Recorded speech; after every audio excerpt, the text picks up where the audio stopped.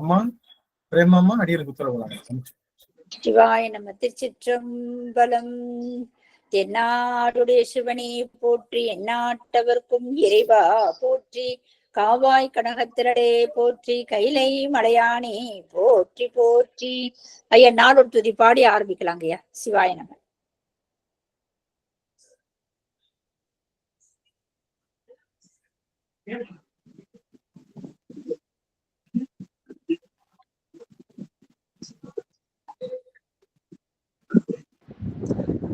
ஊழியர்கோன் வெப்பொழித்த புகழியர்கோன் கடல் போற்றி, ஆழிமிசை கல்மிதப்பில் அணைந்த பிரான் அருள் போற்றி, வாழி திரு நாவலூர் வன் தொண்டர் பதம் போற்றி, ஊழிமலி திருவாத ஊரர் திருத்தாள் போற்றி போற்றி.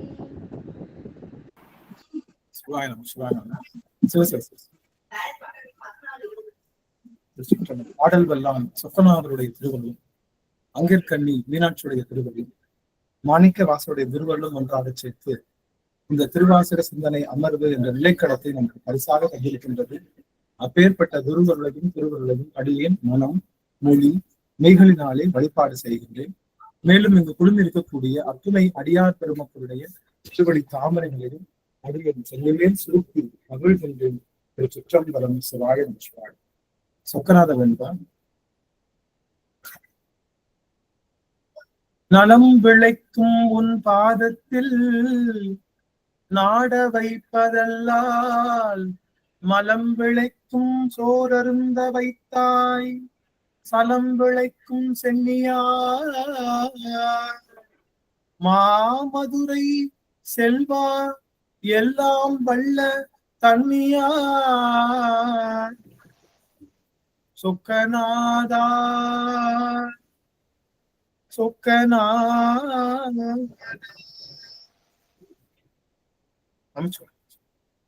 சொக்கநாதருடைய பெரும் கருணையினாலே நாம் இப்பொழுது திரு தசாங்கம் என்ற அந்த பகுதியை தொடர்ந்து சிந்தித்து வருகின்றோம். அந்த வகையில 3 பாடல்களை நாம் இன்னைக்கு சிந்திச்சினோம். இன்னைக்கு 4வது பாடலாக செய்யவாய் பைங்கிரகில் செல்வி அப்படிங்கிற அந்த பாடலை நாம் சிந்திக்க இருக்கின்றோம். நாம் பேசுறது தெளிவா கேக்குதுங்களா? ஒரு தடவை மட்டும் கன்ஃபார்ம் பண்ணிக்கிறேன். அதுக்கப்புறம் அடியார்கள் சொன்னதுக்கு அப்புறம் நான் உள்ள போறேன். நல்லா கேக்குது ஐயா. விட்டு விட்டு கேக்குது. நல்லது நல்லது நல்லது. இது இந்த மாதிரி விட்டு விட்டு கேக்குறதுக்காக இன்னைக்கு எப்படியாவது இந்த வைஃபை இங்க போட்டணும்னு சொல்லிட்டு அடியன் பல முயற்சிகள் பண்ணி இன்னைக்கு வரவே முடியாதுன்னு இருந்தாலும் வைஃபை இன்னைக்கு போட்டாச்சு. இன்னைக்கு ஏன்னா அடியார்கள் போன முறை பார்க்க முடியாம போனது அடியனுக்கு அவ்வளவு மன வருத்தமா இருந்தது. இன்னைக்கு அப்படி இருக்கக்கூடாது அப்படின்னு சொல்லிட்டு அடியன் பண்றேன். அதனால இடையூறு இருக்காதுன்னு நான் நினைக்கிறேன் சுவாமி. நமச்சிவாயம். அப்ப திருத்தசாங்கம் எதை காட்டுகின்றது அப்படின்னு பார்த்தோம்னா, அடிமை கொண்ட முறைமை. இறைவன் நம்ம எல்லாரையும் அடிமை கொண்ட அந்த முறைமையை சொல்லுகின்ற விதமாக அமைகின்றது இந்த திருத்தசாங்கம் அப்படிங்கிற ஒரு நிகழ்வு. இறைவனுக்கு நாம் எப்படி பக்தி செய்ய வேண்டும் அப்படின்னா, நாம் மெய்யடிமையாக பக்தி செய்ய வேண்டும். அடிமை பக்தி தான் அவனுக்கு உகந்தது. நாம என்றுமே அடிமைதான். நீலா அடிமை உனக்கே அப்படின்னு சொல்லுகின்ற வகையில நாம என்னைக்குமே பெருமானுக்கு அடிமைதான். பெருமான் தான் நம்மளை தோழனாகவும் நம்மளை தன்னுடைய பிள்ளையாகவும் அதுக்கடுத்து நம்மளுடைய அடிமையாகவும் பாக்குறாரு. ஆனா தோழன், அடிமை, அதுக்கப்புறம் பிள்ளை, இது 3 ஒரே ஸ்டேட்டஸ்ல இருக்கும்ல. அது பேர் என்ன சுவாமி? தோழன், அடிமை, அதுக்கப்புறம் பிள்ளை. இது 3 ஒரே அமைப்புக்குள்ள இருக்கும். அதுக்கு பேர் என்ன? சகமார்க்கம்.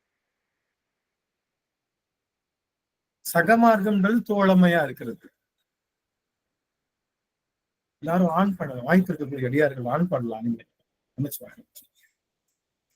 அள்ளியம்மா மட்டும் தெரியுறாங்க, அடியார்கள் தெரியல.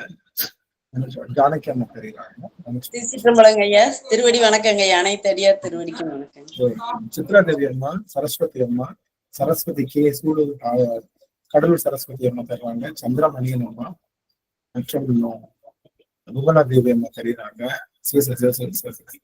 சரஸ்வதி அம்மா அவங்க பேரன் எல்லாருமே தெரியுறாங்க. ஆஹா, சரஸ்வதி குருசாமி அம்மா தெரியுறாங்க. ரொம்ப மகிழ்ச்சியா இருக்கு. அடியனுக்கு ரொம்ப ரொம்ப மகிழ்ச்சி. கலாவதி அம்மாவும் இருப்பான். வெகு காலம் கடுத்து அடியன் பார்க்கிறேன். கலாவதி கே அம்மா அவர்கள் எனக்கு மகிழ்ச்சி. அணிமொழி அம்மா, திருச்சிற்றம்பலம் சுவாமி, திருச்சிற்றம்பலம் சுகந்தி அம்மா, திருவடி வணக்கம். தேவிகா அம்மா தெரியுறாங்க, ரொம்ப ரொம்ப மகிழ்ச்சி. அணிமொழி அம்மா எல்லாருமே தெரியுறாங்க. வாய்ப்பு இருக்கிற அடியார்கள் நீங்க வந்து உங்களோட இத வீடியோ ஆன் பண்ணிக்கலாம். வாய்ப்பு இருக்கு, கொஞ்ச நேரம் பண்ணிட்டு அதுக்கப்புறம் அலுவல் இருக்கிறப்போ நீங்க போய்க்கலாம். இல்ல முழுவதும் உங்களால இருக்க முடிஞ்சாலும் இருந்துக்கலாம். ஏன்னா பேசுறவங்களுக்கு கலைச்செல்வி அம்மா தெரியுறாங்க, சிவகாமி அம்மா, அமிர்தா அம்மா தெரியுறாங்க. மகிழ்ச்சி. பேசுறவங்களுக்கு மாரிமுத்து கண்ணன் அம்மா, புவனேஸ்வரி பேசுறவங்களுக்கு ஒரு பிடிமானம் இருக்கணும் அப்படிதான் நினைக்கிறேன். இப்ப நம்ம சாட்டுக்கு ஜென்ரலா யாருக்கிட்ட பேசுறோன்னே தெரியாம பண்றதை விட எல்லாரையும் தெரிந்து பேசுவது அடியனுக்கு அது ஒண்ணுதான் பெரிய ஒரு மனதுல இருக்கக்கூடிய ஒரு பெரிய ஆனந்தமே. எல்லாரையும் பார்க்க போறோம் புதன்கிழமையும் வெள்ளிக்கிழமையும், அது ஒண்ணுக்கு அடியன் வந்து சும்மா ஒரு சாக்குதான் அந்த திருவாசகத்தை தவிர முக்கியமான விஷயம் உங்க எல்லாரையும் பார்ப்பது, உங்க எல்லாரையும் அளவலாவிக் கொள்வதுதான் அடியனுடைய மிகப்பெரிய விஷயம். சரி, ரொம்ப மகிழ்ச்சி. வாய்ப்பு இருக்கிற அடியார்கள் எல்லாரும் நீங்க வந்து நீங்க எல்லாரும் நீங்க உங்களை காமிச்சிக்கலாம். உங்களுக்கு அடியனுக்கு வந்து உங்களை பார்த்து பேசுறது இன்னும் கொஞ்சம் மகிழ்ச்சியா இருக்கும். நீங்க மற்றைய குடும்பங்கள் போனா யாரையும் வீடியோலாம் ஆன் பண்ண சொல்ல மாட்டாங்க. அவங்கவுங்க அப்படி யார் எங்க இருக்காங்கன்னு கூட தெரியாம போவாங்க. ஆனா அங்க அடியனுக்கு அந்த அடியன் வந்து ஒரு கல்லூரியில வேலை பார்க்கறதுனால ஸ்டூடெண்ட்ஸோட முகத்தை பார்த்தே கிளாஸ் எடுத்து பழகுன அடியன். ஸ்டூடெண்ட்ஸோட முகத்தை அவங்க முகம் ஏதாவது மாறிச்சுன்னா ஏதோ தப்பா அவங்க புரியல, கொஞ்சம் இறங்கணும் அப்படின்னு, நல்லா புரியுது அப்ப இன்னும் கொஞ்சம் ஏறணும் அப்படின்னு சொல்லி அப்படியே அந்த ஏற்ற இறக்கத்தை குழந்தைங்களோட முகத்தை வச்சு அடிய கொஞ்சம் அறிஞ்சுக்குவேன். எனக்கு பிளாங்க்ல கிளாஸ் எடுக்க முடியாது, அது மாதிரி பழக்கம் இல்லை. அதனாலதான் எப்பொழுதுமே அடியார்களை வந்து நான் கேட்கறேன். அதனால தப்பா நினைச்சுக்கலாம். அதனால எப்ப பார்த்தாலும் வீடியோ முடிச்சு ஆன் பண்ணிக்கலாம். உங்களுக்கு ஏதாவது அலுவல் வந்து ஆஃப் பண்ணிக்கலாம். திரும்ப உங்களுக்கு நீங்க பாத்தீங்கன்னா அந்த லைவா நம்ம பண்றப்போ இன்னும் கொஞ்சம் மகிழ்ச்சியா இருக்கலாம். சரி, ஒரு சிவபெருமானுக்கு நாம எப்படி இருக்கணும் அப்படின்னா அடிமை முறைதான். இந்த மூணும் ஒரே இருக்கும். அதாவது தாச மார்க்கம், அதுக்கப்புறம் சத்புத்திர மார்க்கம், சக மார்க்கம், இது மூணு ஒன்னா இருக்கக்கூடிய ஒரே ஒரு பொசிஷன் எது?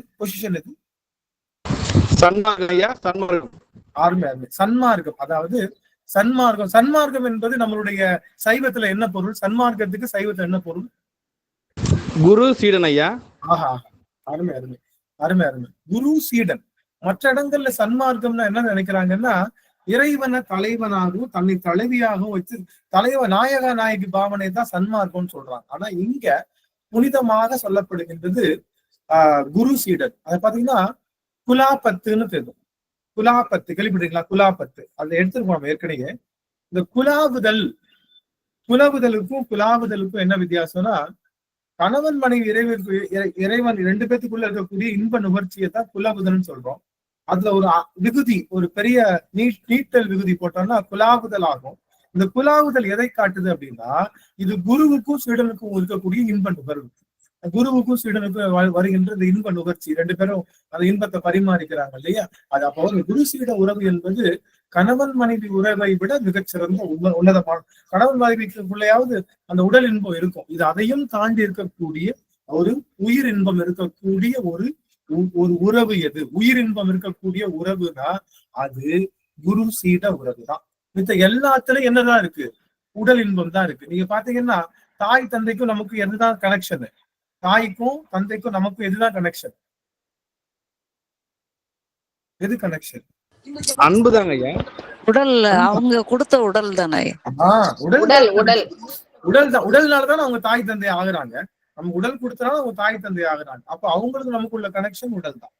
அது போல கணவன் மனைவிக்கு உள்ள கனெக்ஷனும் அந்த உடல் தான். தோழன் சொல்றோம் இல்லையா? தோழனுக்கு கூட பார்க்காமலே தோழமை செய்தார்கள். யார் அப்படின்னா கோப்பெருஞ்சோழரும் பிசிராந்தையாரும் பார்க்காமலே நட்பு செய்தார்கள். ஆனா 99% நீங்க தோழமை வந்து எதனால வரும்னா இந்த பிசிக்கல் இன்டிமேசி. நீங்க பாருங்களேன், நமக்கு ரொம்ப ஃப்ரெண்டு கூடவே இருப்பார், 15 வருஷம் ஃப்ரெண்டு, திடீர்னு அவர் வீடு ஷிஃப்ட் ஆகி வேற ஊருக்கு போயிருவாரு. ஒரு 5 வருஷம் ஆயிடும். அப்போ அந்த 5 வருஷத்துல 15 வருஷத்துல தோழமை அப்படியே இருக்குமா? மனசுல இருக்கும். ஆனா டெய்லி பாக்குற தோழமை கொஞ்சமா என்ன ஆகும்? கொஞ்சமா குறைஞ்சிட்டு தான் வரும். அப்போ அந்த தோழமை வந்து அங்க அந்த அந்த அந்த பிசிக்கல் கான்டாக்ட், பிசிக்கல் வந்து நம்ம என்ன இருக்கும், நம்ம நேருக்கு நேரா பாக்குறது, அவனோட கொஞ்சம் டைம் ஸ்பெண்ட் பண்றது, அவன் கூட வெளியே போறது, அப்படிங்கறதுனாலதான் தோழமை உணர்வு அதிகமா இருக்கும். 25 வருஷமா பார்க்கல, அந்த தோழமை உணர்வு வருமானு கேட்டா கொஞ்சம் சந்தேகம் தான். நம்ம சொல்லலாம், நான் இல்ல 25 வருஷத்துக்கு முன்னாடி உண்மைதான். அவருக்கு பல சூழல் மாறிடும், இவருக்கு பல சூழல் மாறிடும். 2 பேரும் நண்பர்கள் தான், மாற்று கருத்து இல்லை. ஆனாலும் அதே உணர்வு அங்க விட்ட இடத்துல இருந்து தொடங்குமான்னு கேட்டா கேள்விக்குறிதான். ஆக தோழமையா இருக்கட்டும், நம்மளுடைய தாய் தந்தையரா இருக்கட்டும், அது போல நமக்கு ஆஹ் தோழமை, தாய் தந்தையர், வேற யார் சாமி? சர்புத்திர மாத்திரம், சகமாத்திரம், ஆண்டான் அடிமை, தாச மார்க்கம். தாச மார்க்கத்திலையும் நம்மளுடைய எஜமானனுக்கு நம்ம என்ன பண்ணி ஆகணும்? உடலால தொண்டு செஞ்சாதான் அவர் என்ன பண்ணிக்குவாரு? உடலால தொண்டு செஞ்சாதான் நம்மளை வச்சுக்குவார். நம்ம இல்லைங்க, நாங்க ஒர்க் ஃப்ரம் ஹோம் பண்றோம், வீட்டை கிளீன் பண்றா இருந்தா ஒர்க் ஃப்ரம் ஹோம் பண்றோம் அப்படின்னு சொல்லி ஒர்க் ஃப்ரம் ஹோம் பண்ணா நம்ம ஆண்டானுக்கு அடிமைக்கு நமக்கு இருக்கா? உங்க வீட்டுல என்ன இருக்குன்னு சொல்லுங்க. இங்க வீட்டுல உட்காந்துக்கிட்டு நான் ஆன் பண்ணிடுறேன், உங்க வீட்டு வாஷிங் மிஷின் நான் ஆன் பண்ணிடுறேன். பண்ண முடியும். இப்ப இருக்கிற டெக்னாலஜில வீட்டுல உட்காந்துட்டு நீங்க வாஷிங் மிஷின் ஆன் பண்ண முடியும், உங்களுடைய மற்ற எல்லா லைட். அப்படி பார்த்தோம்னா தாசனுக்கும் உடல் தான். தாசனுக்கும் ஆண்டானுக்கும் இருக்கக்கூடிய பந்தம் உடல் தொண்டு தான். அதே போல நம்மளுடைய தாய் தந்தையருக்கும் நமக்கு இருக்கக்கூடிய தொடர்பு உடல் தான். நம்முடைய இவன் இருக்கான் இல்லையா, யாரு? நம்முடைய தோழனுக்கும் நமக்கும் உள்ள இருக்கக்கூடிய அந்த உறவு எதுலதாலும் உடல் தான். உடல்னாலதான் நமக்கு உறவே இருக்கு. சரியா? அப்போ இப்ப உடல் கடந்த விஷயமாக இருக்கக்கூடிய, ஆனா சீடனுக்கும் நல்லா கவனிங்க, சீடனுக்கும் குருவுக்கும் உள்ள தொடர்பு உடல் அல்ல, உயிர் தொடர்பு. அதுதான் முக்கியமான விஷயம். சீடனுக்கும் குருவுக்கும் உள்ளது உயிர் தொடர்பு. நீங்க பாத்தீங்கன்னா கள்ளி செடிக்கு முக்தி கொடுக்கணும், வண்ணானுக்கு முக்தி கொடுக்கணும். யார் சொல்றா? வண்ணான் இல்ல, அவர் பேர் வண்ணான் கிடையாது. அவர் பேர் என்னது?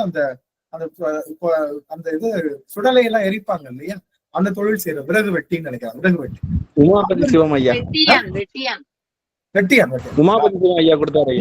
உமாபதி சிவம் ஐயா கொடுத்தாங்க. அவங்க யாருக்கு உமாபதி சிவம் ஐயாவுக்கு கொடுக்கணும்னு சொல்லி யார் உத்தரவு கொடுத்தது? சிவபெருமான் ஓலையில எழுதி கொடுக்குறாரு. எப்ப இந்த பிள்ளைக்கு முக்தி கொடுத்திருப்பாங்க. சாமான் விறகு கொண்டு வருவேன் சமைக்கிறது.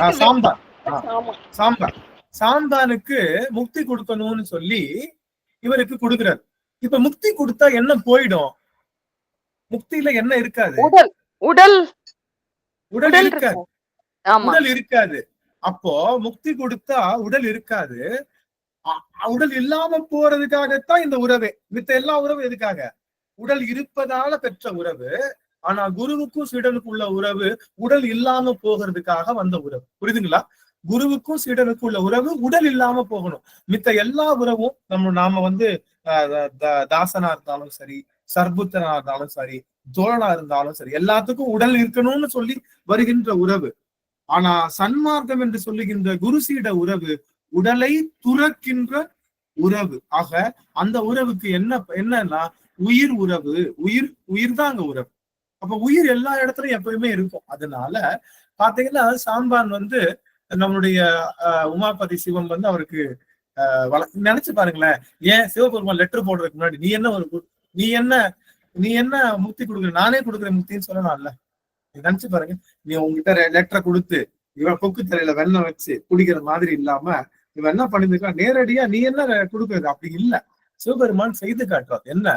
குருவுக்கும் சீடனுக்கும் உள்ள உணர்வை அவர் செய்து காட்டார். எல்லாருக்கும் மூலமாகவும் செய்து காட்டார். அது போல நம்மளுடைய சிவபெருமான் நமக்கு குரு சீட உறவை சொல்லி தந்த 12 திருமுறைகள்ல குருவுக்கும் சீடனுக்கும் உள்ள உறவை சொன்னதுதான் திருவாசகம். அதனாலதான் திருவாசகம் தலையில வச்சு கொண்டான்.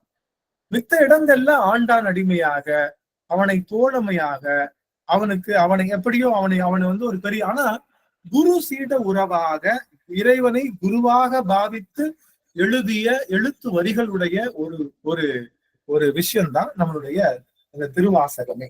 ஆக திருவாசகத்தினுடைய சிறப்பு சன்மார்க்கத்தினுடைய சிறப்பு. சன்மார்க்கம் தான் எல்லா மார்க்கங்களையும் சிறப்பு. ஆனா எடுத்தோடனே அந்த மார்க்கத்தை குடிக்கிறது கஷ்டம்.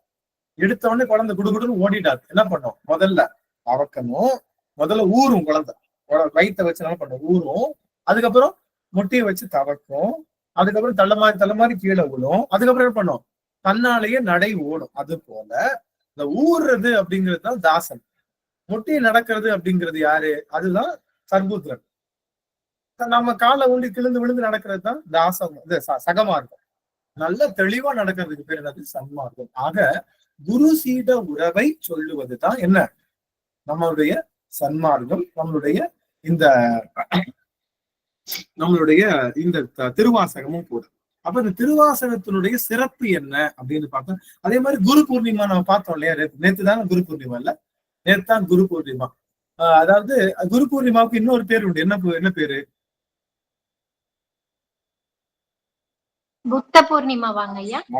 அதுமே புத்த பூர்ணிமான்னு சொல்லுவோம். அதாவது பௌத்தர்கள் தான் இந்த வழிபாட்டு நிறைய கொண்டு வந்தாங்க. பௌத்தர்கள் அவங்களுக்கும் குரு சீட அந்த உணர்வுல நிறைய அந்த இப்போ உலகத்துல அம்மா தெரியாம வாழ்ந்துடலாம். தெரியுங்க இல்ல? பாருங்க, பெற்ற உடனே குழந்தைய தூக்கி எங்கேயோ போட்டுறாங்க. அந்த குழந்தை என்ன தெரியாது, அம்மா யாருன்னு தெரியாது, அம்மா அப்பா தெரியாது. அது பேர் அனாதின்னு சொல்லுவோம். அம்மா அப்பா தெரியாம வந்து அனாதி, அது அனாதியா கூட. ரெண்டாவது, அந்த குழந்தைக்கு யார் இல்லாம இருக்கலாம்.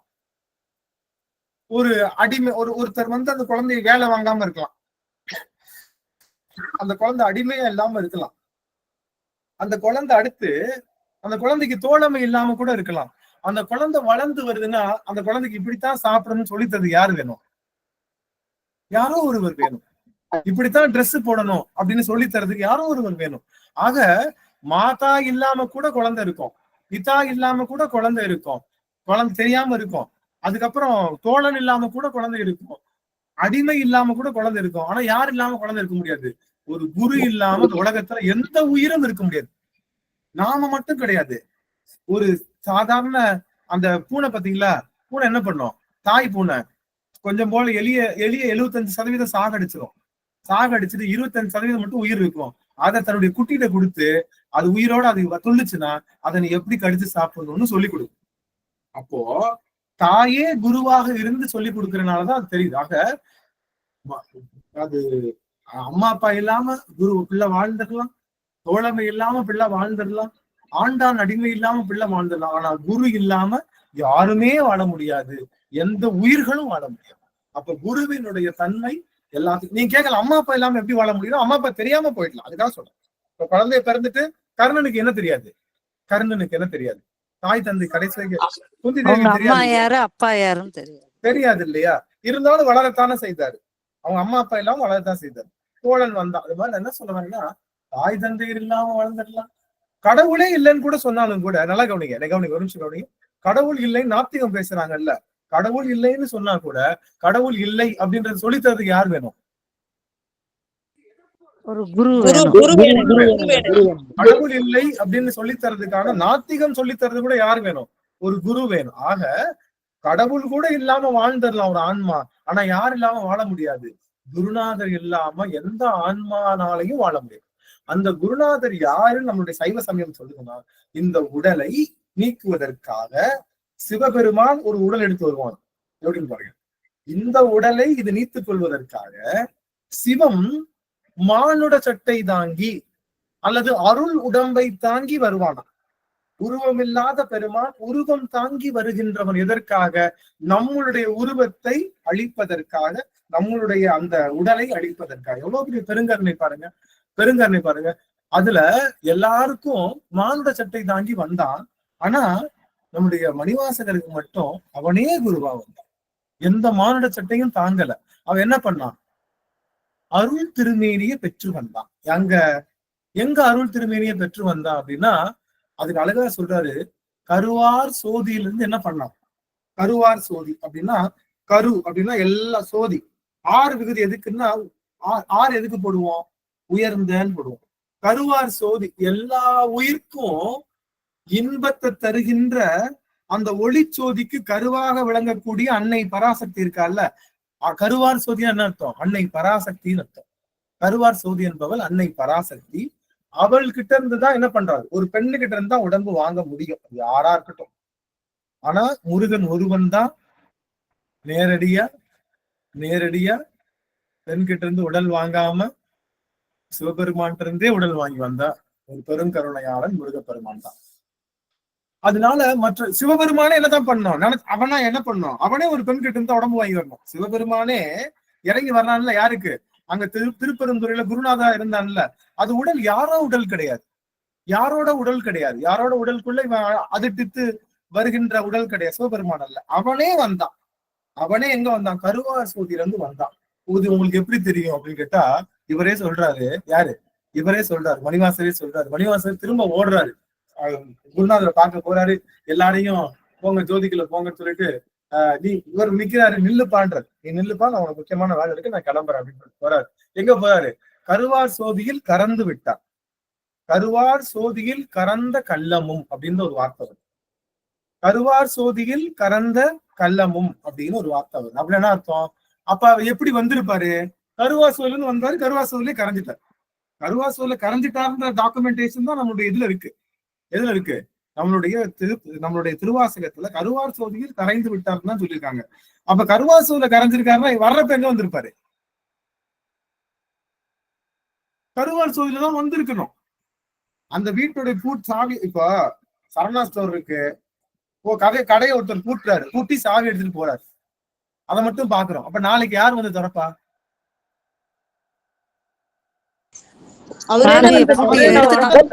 அவர்கிட்டதான் சாவி இருக்கு, அவரே தான் வந்து திறக்கணும். அது மாதிரி இவர் கூட்டுறது திறந்து உள்ள போறதா பாக்குறோம். அப்ப இவ அங்கிருந்து வந்திருக்காருன்னா, அப்போ சிவபெருமானே தன்னுடைய உடலை எங்க எடுத்திருக்காருன்னா, அன்னை பராசக்தி, அவருடைய பேர் கருவார் சோதி. அதனால கருவார் சோதியிலிருந்து அவன் இறங்கி வந்திருக்கான். அப்போ அவன் உடல் எடுத்து அருள் உடம்பு எடுத்து வர்றது எதுக்காகன்னா, நம்மளுடைய உடலை நீக்குவதற்கு. நம்ம உடல் தான் நமக்கு ஆன்மாக்குரிய நோய் தெரியும்ல. இந்த ஆன்மாவினுடைய புண்ணு, ஆன்மாவுக்கு ஒரு புண்ணு வந்திருக்கு, காயம் வந்திருக்கு, ஆன்மால ஒரு காயப்பட்டிருக்கு. அந்த காயத்துக்கு பேர் தான் இந்த காயம். அதனால அதுக்கு பேர் என்னது? இந்த உடம்புக்கு பேர் என்னது? காயமே, காயம்னு அர்த்தம். காயமே இது பொய்யடா, வெறும் காற்றடைத்த பையடான்னு மத்தவங்க சொல்லுவாங்க. நம்ம என்ன சொல்லுவோம்? இந்த காயம்தான் உள்ளம் பெருங்கோயில் ஊனுடம்பு ஆலயம், வள்ளல் பிரானுக்கு வாய் கோபுர வாசல், தெல்ல தெளிந்தார்க்கு சீவன் சிவலிங்கம். சிவலிங்கம். கள்ளப்புலனைத்தும் காளாமணி விளக்கு. தண்ணி லேப்டாப் பேக்ல வச்சு அந்த தட்டை கீழே வச்சு, கள்ள புலனைந்தும் காளாமணி விளக்கு அப்படின்னு சொல்லுகின்ற வகையில நமக்கு நாம இந்த உள்ளத்தை உடம்ப கோயிலா நினைக்கிறோம். மற்ற சமயங்கள்லாம் இந்த உடம்ப தீட்டாகமோ வேறு இல்லாத பொழுப்பு மாயை கொண்டாடுகின்றோம். மாயைனா யாரு? மற்றவங்க எல்லாம் மாயைனா ஒன்றும் இல்லாத பொருள்னு சொல்றாங்க. நம்ம மாயைனா அன்னை பராசக்தின்றோம். அவதான், அவளே என்ன பண்ணுவான்? கிளிட்டரை காட்டுவான், நம்ம ஓட வைப்பா. காணல் நீரை காட்டி, பாலைவனத்துல காணல் நீரை காட்டி ஓட வச்சு உள்ள போய் பார்த்தோன்னே காணல் நீர் எல்லாம் இல்லாம போயிடும். அப்ப ஏற்கனவே அங்க அதே இடத்துல நின்றுருந்தா கூட இது தாகம் இல்லாம நின்றுருக்கும். இவ்வளவு தூரம் ஓடி வந்துச்சுல்ல, தாகம் அதிகமாயிடுச்சு. இந்த தாகம் அதிகமான என்ன பண்ணுது? எப்படியாவது தண்ணீர் குடித்து விட வேண்டும் என்று அது தேடுகின்ற போது அங்கே அருள் ஊற்று வச்சிருக்கான். வேற வழியில் என்னதான் பண்ணி ஆகணும்? அருளை குடிச்சுதான் ஆகணும். சப்போஸ் இதுக்கு தண்ணி இல்ல, தாகம் இல்லைன்னு வச்சுக்கோங்க, அருள் ஊற்று ஓடினாலும் அது குடிக்காது. அருள் ஊற்ற ஓட வச்சு, அருள் ஊற்ற குடிக்க வச்சு, அருளை உள்ளே ஏற்றி இந்த ஆன்மாவை தன்னுடைய நிலைக்கு, அப்ப அந்த ஓட வச்சது எதுக்காக? அதனால கவலைப்படாதீங்க. ஏதாவது ஒரு வருஷத்துக்காக அந்த காணல் நீர் மாதிரி ஓட வச்சு அது கிடைக்க விடாம பரிதவிக்க விடுறான்னா, அவன் என்ன பண்ண போறான்? எங்கேயோ அருள் ஊற்ற நமக்கு தரப்போகின்றால். தாகத்தை கொடுத்து அருள் ஊற்ற நீங்க கஷ்டப்படுறீங்க, சொல்லனாத துன்பம் வருது சுவாமி, சொல்லவே முடியல, நான் அப்படியே இருந்தாலும் இருந்திருப்பேன். என்னைக்கு நமச்சிவாய சொன்னேனோ அன்னையில இருந்து இப்படி ஓடி ஒரு பாலைவனத்துல ஓடி காணல் நீருக்காக ஓடின மாதிரி ஓடிட்டேன் சுவாமி. நார்மலா இருந்ததை விட தாகம் இப்ப அதிகமாயிடுச்சு, எனக்கு ரொம்ப அதிகமான அந்த உளைச்சல் அதிகமாயிடுச்சுன்னா கவலையே படாதீங்க. உங்களுக்கான அருள் ஊற்று உங்களுடைய காலை டச் பண்ணும். நீங்க நடக்கவே வேணாம், நீங்க நின்ன இடத்துல நின்றுட்டு இருப்பீங்க, அருள் ஊற்று உங்க காலை டச் பண்ணும். அதை பார்த்து உணர்ந்து நீங்க அருள் ஊற்று அள்ளி பருகி அன்னை பராசக்தியினுடைய கருவார் சோதியிலே கறக்கின்ற அந்த நிலையை பெருமான் உங்களுக்கு வற்றாமல் தருவான். அதனால நமக்கு ஒரு துன்பம் வந்துட்டா துவண்டு விட வேணும். துன்பம் வர்றதே அன்னை நம்ம ஓட வச்சிருக்கா. அவ என்ன பண்றா? நம்மள ஓட வச்சிருக்கா. ஓட வச்சது எதுக்கு ஓட வச்சிருக்கா? அருளை கொடுப்பதற்கு. அருளை கொடுப்பதற்கு. ஓட வைக்காமலே அருள் கொடுத்துருக்கலாம்ல. அப்பதான் அந்த அருளோட அருமை தெரியும் ஐயா. ஓட வைக்காத கொடுத்த அருமை தெரியாது. தாகம் இருந்தால்தான் தண்ணீர் அருந்த முடியும். தாகத்திற்காக நமக்கு அருள் வேட்கை வர வேண்டும். அடிச்சாதானே நமக்கு எல்லாமே கொடுத்தாச்சு, இன்பமாவே இருக்கும். சிவபெருமானை தேடுவோமா? நமக்கு துன்பம் வரப்போறா, எப்பா சாமி எப்படியாச்சும் நீ என்ன பண்ணு, எனக்கு பணம் கிடைக்கல சாமி, என்ன நல்லா கவனி, ஒரு நிமிஷம் எல்லாரும் ஆன் பண்ணுங்க, ஒண்ணு மட்டும் சொல்லிட்டு உள்ள போயிடும், ஒரு நிமிஷம் எல்லாரும். எனக்கு பணம் கிடைக்கல சாமி, பணத்தை கொடு அப்படின்னு கேட்கும். பணம் கிடைச்சதுக்கு அப்புறம் என்னதான் தெரியுது, ஐயோ இந்த பணத்தினால பண்ண முடியல, எனக்கு நோய் வந்துருச்சு சாமி, நோய் தீர்வுக்கு மருந்து கொடுன்னு கேட்கும். மருந்து கொடுத்தோடனே சாமி எனக்கு ஒரு பிள்ளைய கொடு சாமி, நல்ல சூழலை கொடு சாமி, எல்லாத்தையும் கேட்டுக்கிட்டு இருக்கோம், எல்லாத்துலயும் துன்பம் வந்துட்டே இருக்கு. கடைசியில சாமி கொடுத்ததெல்லாம் போதும், நீயே வந்துரு சாமி, நீயே வந்துரு, உன் கூடயே நான் வந்துடுறேன் சாமின்னு கேட்கக்கூடிய நிலைக்கு வரணும்னா அவன் ஒவ்வொரு பொருளையும் கொடுத்து அதை காணல் நீரா மாத்திடுவோம். ஒவ்வொரு பொருளையும் கொடுத்து அதை காணல் நீரா, உண்மையே அது காணல் நீர் தான். ஆனா நம்ம தான் என்ன நினைச்சிட்டு இருக்கோம், அது நம்மளுடைய தாகம் தீர்க்கின்ற நீர் நினைக்கிறோம். எது நம்ம புள்ள நம்ம தாகத்தை தீர்க்க போகுது, நாம படிச்ச கல்வி நம்ம தாகத்தை தீர்க்க போகுது, நாம செஞ்ச புண்ணியம் நம்ம தாகத்தை தீர்க்க போகுது. இது மாதிரி இந்த கோயிலுக்கு போனா நம்ம தாகம் எல்லாமே காணல் நீர் தான். ஆனா சிவபெருமான் ஒருவன் தான் அருள் கொடை நீர், அருஞ்சுனை நீர். அவன் யாரு? அருஞ்சுனை நீர், சுனை நீராக இருக்கிறவன் அவன் தான். பாறைகளுக்கு நடுவே சுனையாக ஒரு அந்த நீரின் மூலமாக அப்ப தாகத்தை அதிகப்படுத்துன்றதுக்காக தான் அன்னை பராசக்தி நமக்கு என்ன தன்றா, பலவிதமான இன்னல்களை தருகின்றார். அவன் என்ன பிடிச்சப்படு, துன்பப்புடத்திலிட்டு தூயவன் ஆக்கி வைத்தாய், துன்பப்புடத்திலிட்டு தூயவன் ஆக்கி வைத்தாய், தொடர்ந்த முன்மாயம் நீக்கி பிறந்த பயனை தந்தாய், அன்பை புகட்டி உந்தன் ஆடலை காண செய்தாய், அடைக்கலம் நீயே அம்மா, அடைக்கலம் நீயே அம்மா, அகிலாண்டேஸ்வரி ஸ்ரீ சக்கரராஜ சிம்ஹாசனேஸ்வரி ஸ்ரீலலிதா அம்பிகே. அதனால அன்னை நமக்கு தருகின்ற ஒவ்வொரு துன்ப புடத்துல போட்டாதான் நம்ம தூயமான நம்ம நெருப்புல எப்படி ஒரு களிம்பு இருக்கக்கூடிய அந்த தங்கம் நெருப்புல போட்டாதான் களிம்பு தனியா தங்கம் தனியா பிரியுமோ, அது போல நம்மளுடைய அழுக்கை நீப்பதற்கு தான் அவன் என்ன பண்றாங்க, நமக்கு துன்பம் தர்றாங்கன்னு தெரிஞ்சுக்கிட்டோம்னா துன்பம் என்னைக்காவது வலிக்குமா? ஏய் இன்னும் கொஞ்சம் ஹீட்டை ஏத்துமா, பத்தல களிம்பு என்கிட்ட இருக்கு, இன்னும் கொஞ்சம் ஹீட் ஏத்து, இன்னும் கொஞ்சம் ஏத்துமான்னு சொல்லி குந்தி தேவி மகாபாரதம் எல்லாம் முடிஞ்சிருச்சு, எல்லாமே முடிஞ்சிருச்சு, கடந்துருச்சு. இவங்க 5 பேரும் பஞ்ச பாண்டவர்கள் எல்லாம் எல்லா போர்களையும் வென்று வந்துட்டாங்க. குந்தி தேவி 20 நாள் கழிச்சு சிவபெருமானுக்கு எல்லாருமே சிவ வழிபாடுதான் போய் அழுகிறா. குந்தி தேவிக்கு, சாமி 20 நாள் உன்னை மறந்துட்டேன் சாமி, 20 நாள் எனக்கு துன்பமே இல்லை, உன்னை பார்க்கவே வரல சாமி, மறந்துட்டேன், உன்கிட்ட ஒண்ணு கேட்டுக்கிறேன், என் வாழ்நாள்ல டெய்லி எனக்கு துன்பம் தா, அந்த நேரத்திலேயாவது உன்னை நான் நினைக்கிறேன் சாமி, அதனால எனக்கு துன்பம் இல்லாத நாட்கள் நீ கொடுத்துடாதன்னு குந்தி தேவி சிவபெருமான்கிட்ட வரம் கேட்கிறான். என்ன, எனக்கு துன்பத்தை கொடுன்னு கேட்கிறேன். அதனால நான் இத சொல்லணும்னு நினைச்சேன், நீங்க சொல்லிட்டீங்க. சரி.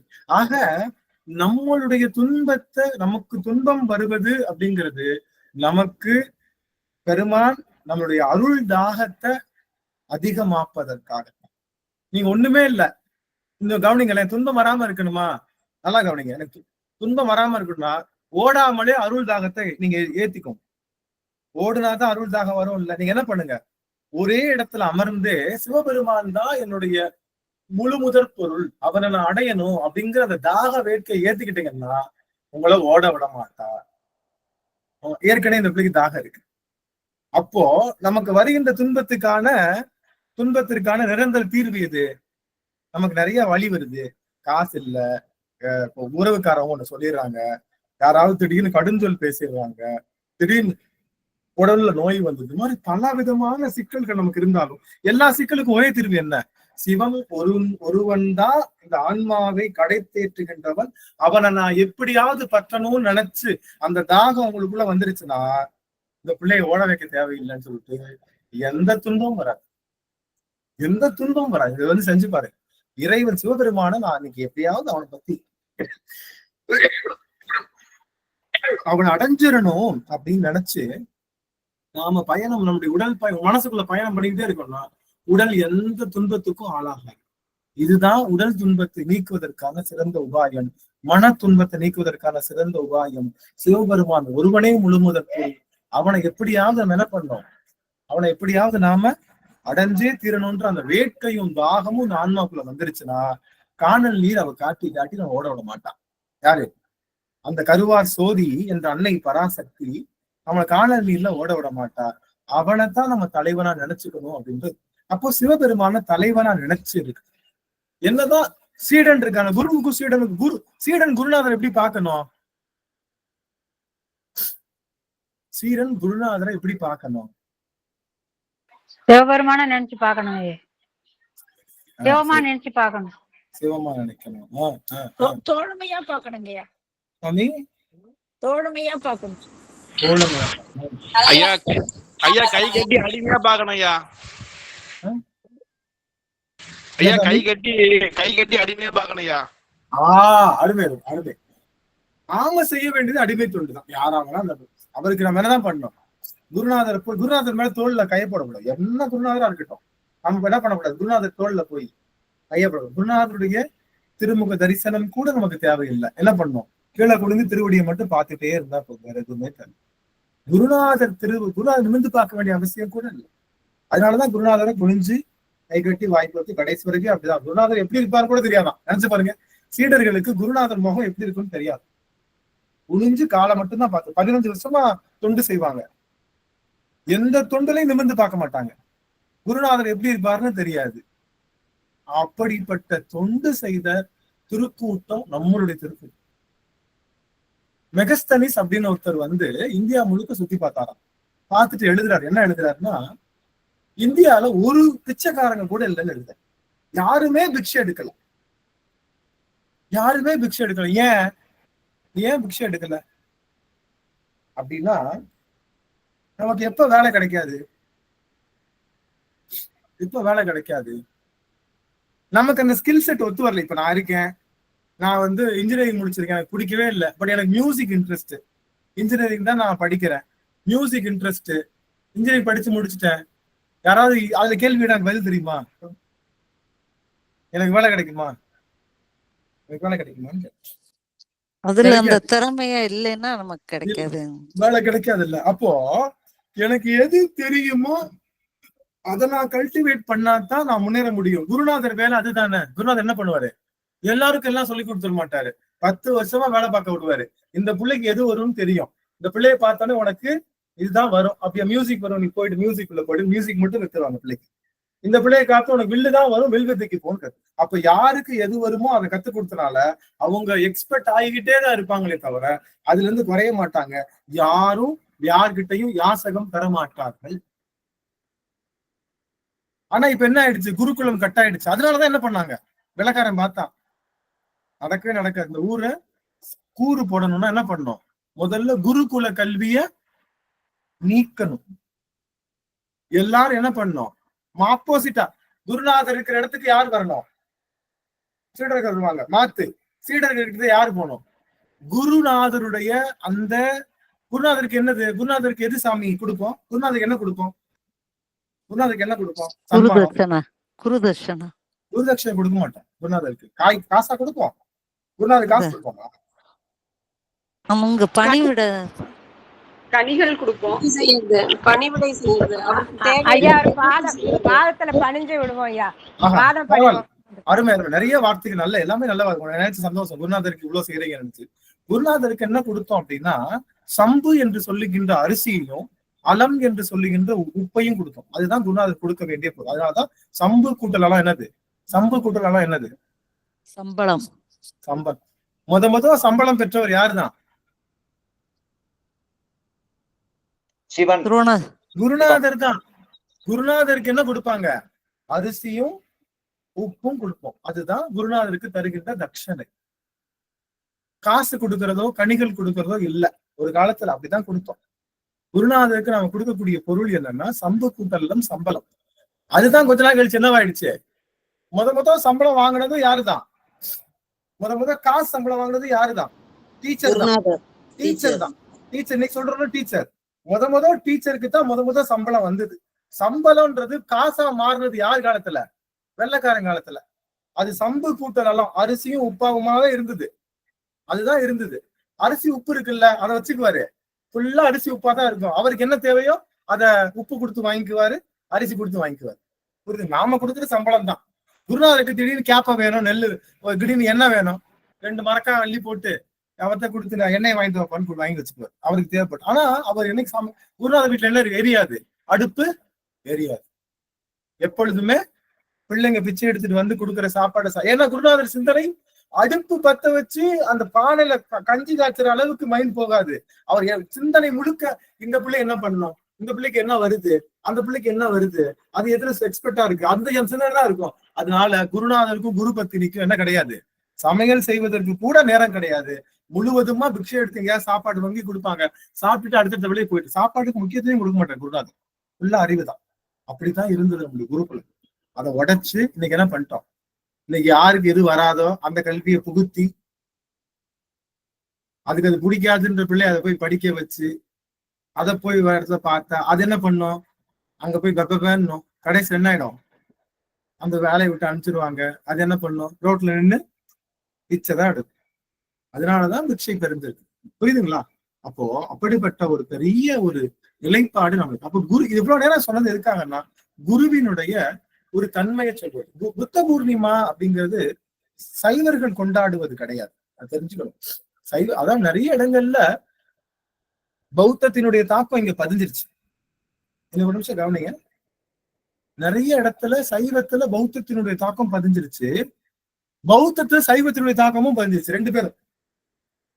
நிறைய பௌத்தர்கள் என்ன ஆனாங்க, இங்க வந்து என்ன ஆனாங்க, சைவர்களா மாறினாங்க. இங்க இருக்கக்கூடிய சைவர்கள் நிறைய பேர் தான் மாறினாங்க, பௌத்தர்களா மாறினாங்க. ஆக 2 இடத்துலயுமே அந்த பழக்க வழக்கம் மிக்ஸ் ஆயிடுச்சு.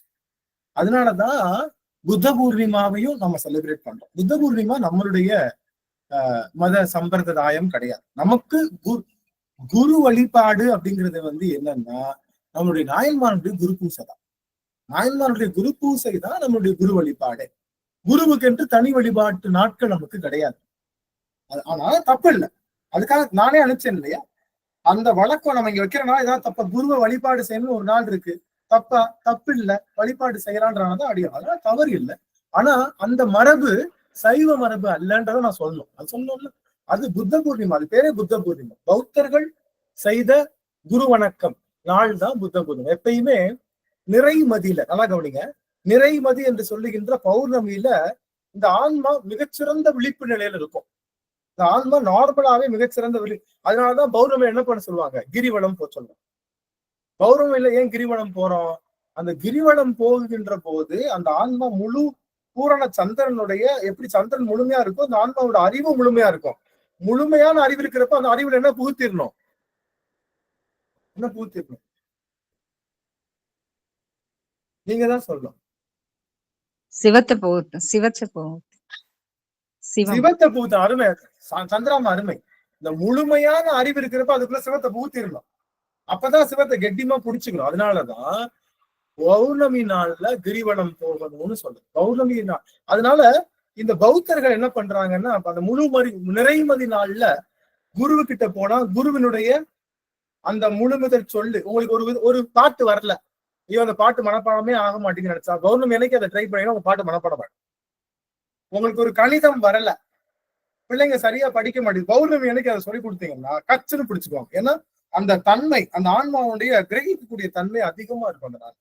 அதனாலதான் புத்த பூர்ணிமா அன்னைக்கு குருநாதருடைய திருவடி, குருநாதர் நல்லதுதானே சொல்ல போறாரு, அது நல்லது, குருநாதர் பார்த்தாலே நன்மை கிடைக்கனாலதான் புத்த பூர்ணிமா கொண்டாடுறோம். ஆனா புத்த பூர்ணிமா நம்மளுடைய மரபு இல்லதான். சரி, அதனால கொண்டாடுவது தவறும் இல்லதான், அதனால ஒண்ணும் தவறு. சரி, ஆக நாம என்ன பக்தி செய்யணும், குருபக்தி. குரு பக்தி. என்ன பக்தி அது, அந்த பக்திக்கு என்ன பக்தி, அடிமை பக்தி, ஏன் தாசமா இருக்கீங்க, தாசமா இருக்கு. தாசமார்க்கம் தான் நம்ம புடிச்சுக்கணும், தாசமார்க்கம் தான் நம்ம பிடிச்சுக்கணும். நாம திரும்பவும் நான் சொல்றேன், சகமார்க்கத்துல நம்மளுடைய யாரு, நம்மளுடைய தோழமை நம்பியாருடைய என்ன சொல்வாரு, ஆளுடை பிள்ளை, ஆளுடை நம்பி, ஆளுடை பிள்ளை, ஆளுடை நம்பி, ஆளுடை அடிகள் அப்படிங்கிறது நம்மளுடைய இவரு யாரு, நம்ம ஆஹ், மணிவாசகர் ஆளுடை அடிகள் ஆளுடை, அப்புறம் ஆளுடை 4 பேருக்குமே ஆளுடை வருமே. ஆளுடை பிள்ளை, ஆளுடை நம்பி, ஆளுடை அடிகள். ஆளுடை அடிகள் வந்து இவரு ஆளுடை பிள்ளை ஞானசம்பந்தர், ஆளுடை நம்பி நம்பியார். சுந்தரமூர்த்தி ஐயா. ஆளுடைய அரசுன்னு வருங்க ஐயா. ஆளுடைய அரசு, அருமை அருமை. ஆளுடைய அரசு தான் யாரு? நாவுக்கரசர். ஆளுடைய அரசு நாவுக்கரசர். ஆளுடைய அடிகள் யாரு? ஆளுடைய அடிகள் மாணிக்கம். அப்போ எல்லாத்துலயும் ஆள்பவன் யாருதான்? பெருமாள் பெருமான் தான். ஆள்பவன் அவனா இருந்தா, ஆள்பவன் அவனா இருந்தா வாங்குறவன் யாரு? ஒருத்தன் ஆள்றா, இன்னும் வாங்குறவன் யாரு? நம்ம அடிமை, நம்ம தான் அடிமைதான். அடிமைதான். 4 பேருக்குமே ஆளுடை அரசு, ஆளுடை நம்பி, ஆளுடை பிள்ளை, ஆளுடை அடிகள் என்று சொல்லுகின்ற 4 பேருமே சிவபெருமானை ஆளுடையவனாகத்தான் நினைக்கிறாங்க. நாமளும் அப்படித்தான் நினைக்கிறோம். அதனால இன்னொன்னு ஏற்கனவே சொல்ல வந்தேன், நம்ம அப்பாவா இருந்தாலும் நம்ம அப்பாவா இருந்தாலும் அப்பாவுக்கு என்ன தொண்டுதான் செய்யணும்? அடிமை தொண்டு. அவர் கண்ணு என்ன பார்த்து நினைக்குதுன்றத நினைச்ச மாத்திரத்துல அதை அவருக்கு செய்யணும். அந்த வார்த்தையில இருக்கக்கூடிய தொண்டுத்தான் நம்ம சொல்றாங்க. அப்படிப்பட்ட அரசனாக இருக்கக்கூடியவனுக்கு 10 வித இலக்கணங்கள் இருக்கும். ஆளுடை செய்பவனுக்கு 10 இலக்கணம் இருக்கும். அவனுக்குன்னு தனி நாடு இருக்கும், அவனுக்குன்னு தனி ஊர் இருக்கும், அவனுக்குன்னு தனி பேர் இருக்கும், அவனுக்குன்னு தனி மலை இருக்கும். இன்னைக்கு பாத்தீங்கன்னா 23ஆம் புலிகேசின்னு சொல்றோம். அப்ப என்ன அர்த்தம்? அதுக்கு முன்னாடி 22ஆம் புலிகேசி, 21ஆம் புலிகேசி எல்லாம் இருந்திருக்காங்கன்னு அர்த்தம். அப்படிதானே அர்த்தம். அப்போ பேர் மாறிக்கிட்டே இருக்குல்ல. ஏன் மாறுது? ஏன் பேர் அவங்க இறந்துருவாங்க. அவங்க இறந்ததுக்கு அப்புறம் அப்போ இறப்பு பிறப்பு அப்படி வந்தனால அவனுடைய பேர் மாறும். வேற மன்னன் ஆட்சிக்கு வந்துட்டான்னு வச்சுக்கோங்க, என்ன மாறிடும்? அவனுடைய பேர்ல தான் அந்த நாடு வழங்கும். அப்போ 10 அந்த தசாங்கம் என்று சொல்லுகின்ற 10 அங்கங்களும் எல்லா மன்னர்களுக்கும் மாறும். எப்பேற்பட்ட மன்னனா இருக்கட்டும் மாறிடும். ஆனா ஆனா ராஜராஜ சோழன் நம்ம ஆண்டான். இப்ப ராஜராஜ சோழனுடைய மண்ணு நான் சொல்றோம் தஞ்சாவூரை. அதுக்கப்புறம் நிறைய பேர் வந்து ஆண்டாங்க இல்ல. ராஜராஜ சோழனுக்கு அப்புறம் நிறைய பேர் ஆண்டாங்க. ராஜேந்திர சோழனுக்கு அப்புறம் பல்லவர்கள் எல்லாம் ஆண்டாங்க, நிறைய பேர் ஆண்டார்கள். அப்ப அவங்க பேர் தான். அப்ப ராஜராஜ சோழன் அடிபட்டு போச்சு. எவ்வளவு பெரிய மண்ணு, எவ்வளவு அழகா ஆண்டான், எவ்வளவு கோவில்கள் இருக்கிறான். பாத்தீங்கன்னா அவனுக்கு அப்புறம் ஆங்கிலேயர்கள் ஆண்டார்களா இல்லையா? ஆங்கிலேயர் ஆண்டார்கள். ஆங்கிலேயர் ஆடும்போது அவனுடைய ஆட்சி இல்லாம தானே போச்சு. அந்த அவனுடைய தசாங்கம் போயிடுச்சு இல்ல. ஆனா சிவபெருமான் ஒருவனுக்கு மட்டும் தசாங்கம் என்றும் மாறுவது இல்லை. என்ன தெரிஞ்சுக்கலாம்? இந்த நம்மளுடைய ஆளுகின்ற சிவபெருமான் எப்பவுமே ராஜா தான், என்னைக்கும் மாற மாட்டான். நம்ம என்ன பண்ண தேவையில்லை. அபயம்னு சொல்லிட்டு வேற யாரு பின்னாடியும் போய் நிக்க அவசியம். சிவாய நம்ம என்போர்க்கு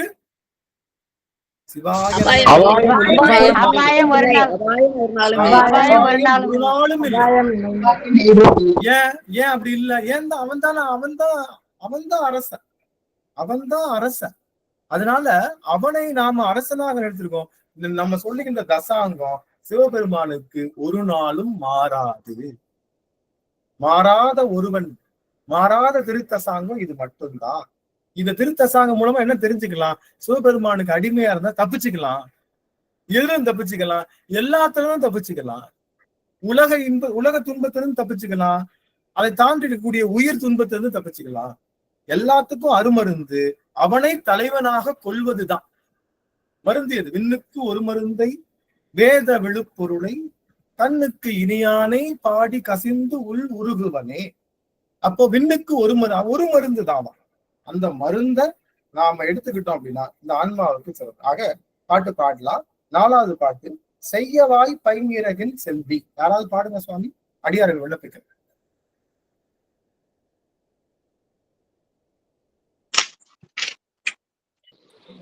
சிவாய நம. திருச்சம்பலம்.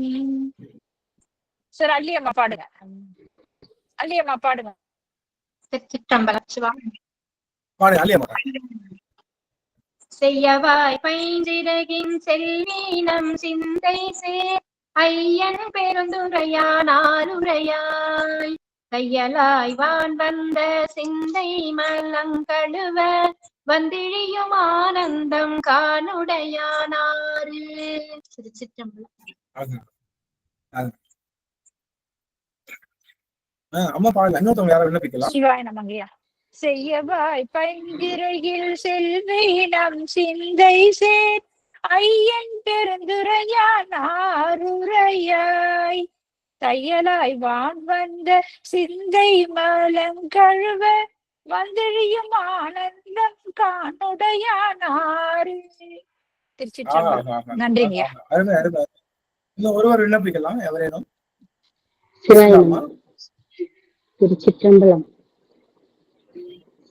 செய்யவாய் பைஞ்சிரையில் செல்வீர்கள் சிந்தை சேர் ஐயன் பெருந்துரையானாருரையாய் தையலாய் வான் வந்த சிந்தை நலம் கழுவ வந்திலையும் ஆனந்தம் காணுடையானாரு. திருச்சிற்றம்பலம். சிவாயம். மகிழ்ச்சி மகிழ்ச்சி மகிழ்ச்சி. ஆக முதல்ல இறைவனுடைய நாமம் கேட்டார்கள். இறைவனுடைய நாமம் என்ன அப்படின்னா ஆரூரன், எம்பெருமான், தேவர் பிரான், செம்பெருமான் அப்படின்னு 4 பேர்கள் சொன்னோம். சிவபெருமானுடைய நாடு தென்பாண்டி நாடே தெளி அப்படின்னு சொன்னோம். அவனுடைய ஊர் உத்தரகோச மங்கை ஊர். அப்ப அவனுடைய ஆறு என்ன அப்படின்னு கேட்டா, செய்யவாய் பைங்கிரகின் செல்வி நம் சிந்தை சேர் ஐயன் பெருந்துரையான் ஆறு உரையான். கிளிய எதுக்காக பிரதானப்படுத்துறாங்க? கிளிதான் பாட்டு. இது பாட்டு ஃபுல்லா கிளியதான் போகும். எதுக்காக கிளிய நம்ம பிரதானப்படுத்துறோம்? கிளியினுடைய சிறப்பு என்ன? சொல்லுங்க ஐயா. குற்றமில்லாம பேசணும், அடுத்தவங்களுக்கு தீங்கு நினைக்காதுங்க ஐயா. அதனுடைய சிறப்பு.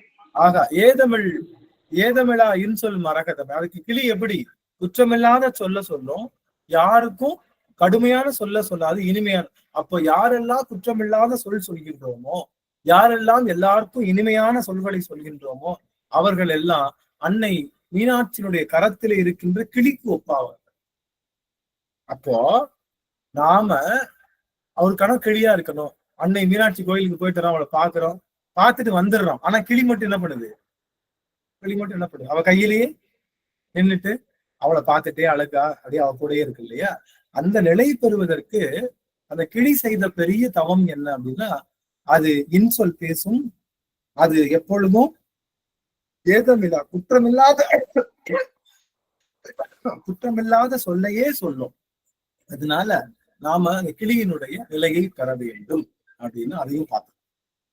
சிவபெருமானுக்கு அந்த பெருந்துரையான் இவர் எல்லா இடத்துலயும் யாருதான் சொல்றாரு? பெருந்துரையான்னே சொல்லிருக்காரு. ஏன்? இவருக்கு தெரிஞ்சது யாருதான்? பெருந்துறையில ஆட்கொண்டது யாரா ஆட்கொண்டார்? குருநாதரை ஆட்கொண்டார் இல்லையா? குருநாதரை ஆட்கொண்டார். அதனால பெருந்துறையில ஆட்கொண்டதுனால அவர் மனதுல அதிகமா பதிஞ்சிருச்சு.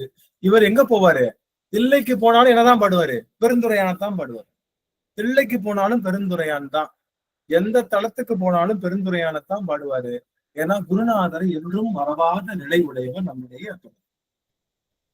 அப்போ செய்யவாய் பைங்கரகின் செல்வி நம் சிந்தை நம் சிந்தை. நாம இப்ப சிவபெருமானுக்கு என்ன கொடுக்கணும்? சிவபெருமானுக்கு கோவிலுக்கு போறோம், நம்ம என்ன கொடுக்கணும்? நம் சிந்தையை. அன்பு. நம்மளுடைய அன்பு, நம்மளுடைய சிந்தனை நிந்தன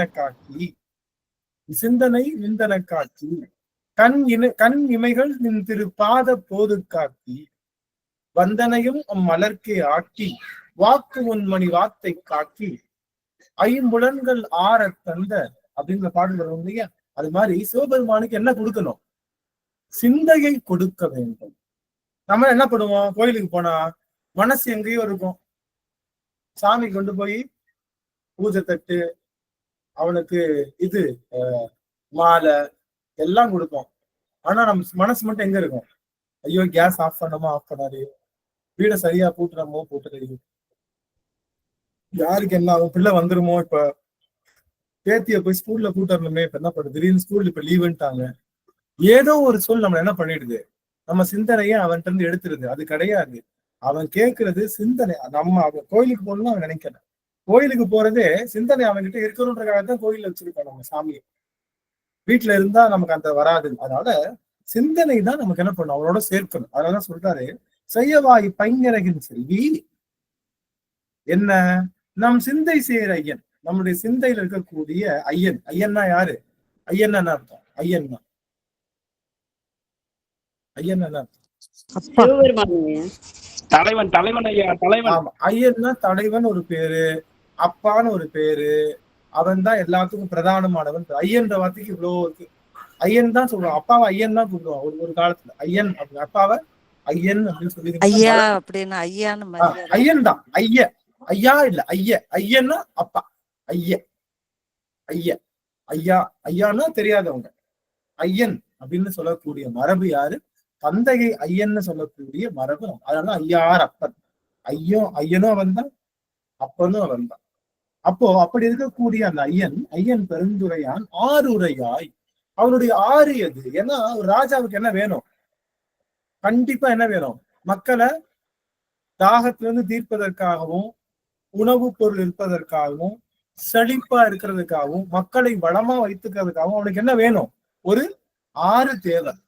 அப்ப அந்த ஆறு என்ன ஆறுன்னு கேட்டா தையலாய். தையலாய்ன்னு சொல்லுவோம். தையலா என்ன அர்த்தம்? தையல் என்ன அர்த்தம்? தையல் என்ன அர்த்தம்? பெண்கள் தாங்க. ஏன் பெண்ணுக்கு தையல்னு பேர் வச்சாங்க? கங்கையா இல்ல, பெண்ணுக்கு ஏன் தையல்னு பேர் வச்சாங்க? தையல்னா பெண் தான். எதுக்கு பெண்ணுக்கு தையல்னு பேர் வச்சாங்க? அனைவரும் ஒன்றிணைப்பதால், நம் குடும்பத்தை ஒன்றிணைத்து.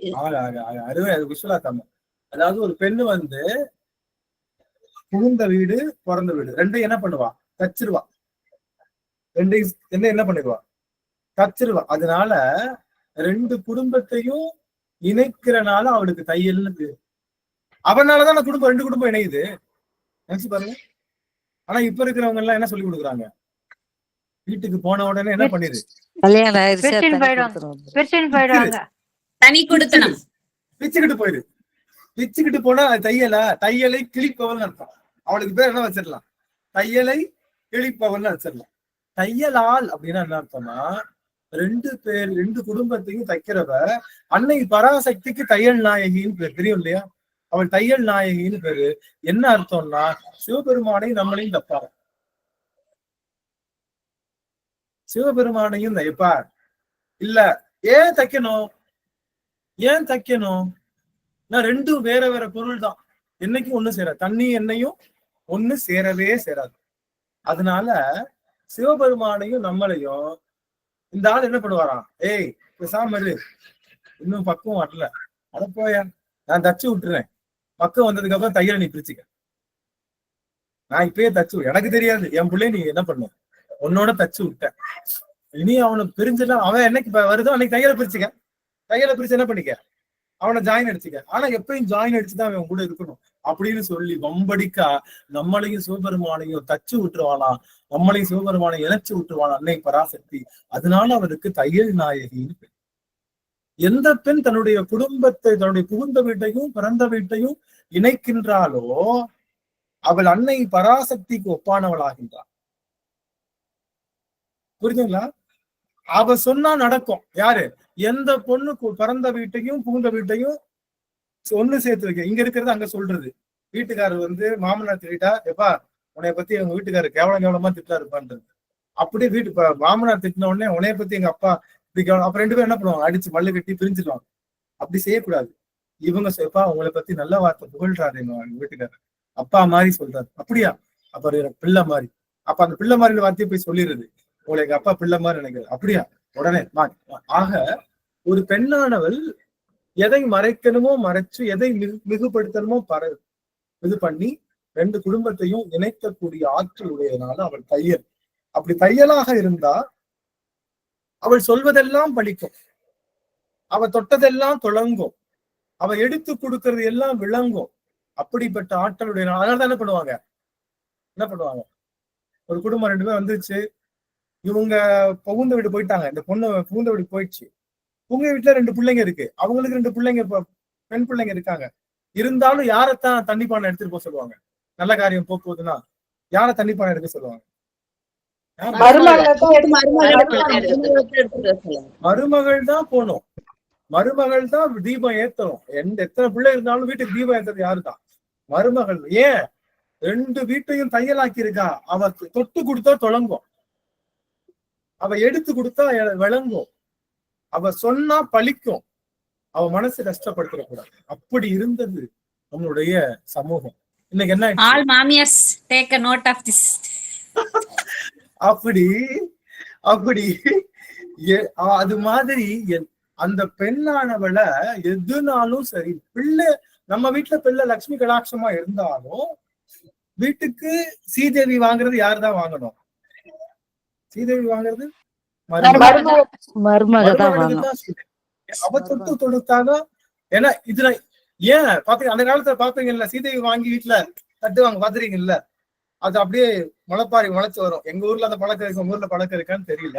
கொங்கு மண்டலத்துல இருக்கா பழக்கம்? இருக்கா? சீதேவி வாங்குவாங்கல்ல, இருக்கா? இருக்குங்கய்யா, இன்னைக்கு இருக்கு. இல்ல கொங்கு மண்டலத்துல இருக்கான்னு கேட்டேன். இல்லைங்க ஐயா. இல்லையா? சரி சரி. எங்க ஊர்ல எல்லாம் நம்ம எத்தனை மருமக இருக்காங்களோ அத்தனை மருமக என்ன பண்ணுவோம், சீதேவி வாங்கி செவத்துல அடிக்கணும். யாருடைய ஸ்ரீதேவி ரொம்ப அந்த நவதானியமும் யாருக்கு ரொம்ப விளைஞ்சிருக்குதோ அந்த மருமகளுக்கு தான் பாகம் அதிகம்னு சொல்லுவோம். அதாவது பாகம் பிரிப்பாங்கல்ல, பாகம் பிரிக்க அந்த மருமகளுக்கு தான் பாகம் அதிகமா கொடுப்பாங்கன்னு ஒரு மரபு இருக்குது. ஆனா இப்பெல்லாம் அப்படி கிடையாது. இப்ப என்ன சொல்றது, நமக்கு முளைக்கிறதே கிடையாது. எடுத்து தட்டினோம்னா அப்படியே நிக்குது. என்னதான் தண்ணி ஊத்துனாலும் முளைக்கிறதே இல்லை, கருகிறது அப்படி. ஏன்னா செஞ்சதெல்லாம் அப்படி. வீட்டை பிரிச்சது, நாட்டை பிரிச்சது. ஒரே ஒரு நிமிஷம் சாமி.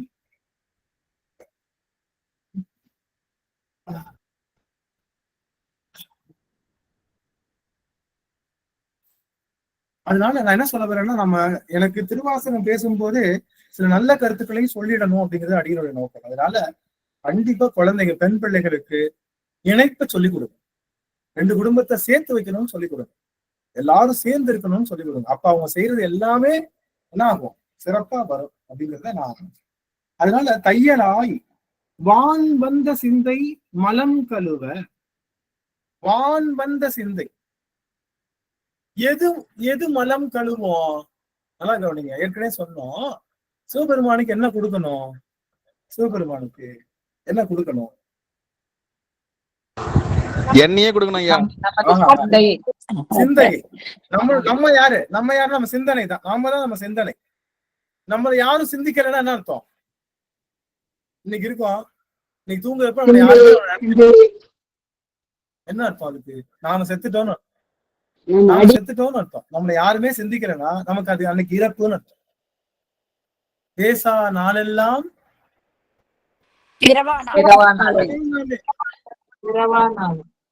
நாம இறந்துட்டா கூட நம்மளை பத்தி 4 பேர் பேசுறாங்கன்னா என்ன பண்ணிட்டு இருக்கோம்னு அர்த்தம்? வாழ்ந்துட்டு இருக்கிறோம்னு அர்த்தங்க. வாழ்ந்துட்டு இருக்கணும். அதனாலதான் என்ன பண்ணுவாங்க, ஒண்ணுமே இல்ல, உன்னால பெரிய பெரிய காரியம் பண்ண முடியலையா, ஒரே ஒரு மாமரத்தை நட்டு வச்சுட்டு போயிடுங்க.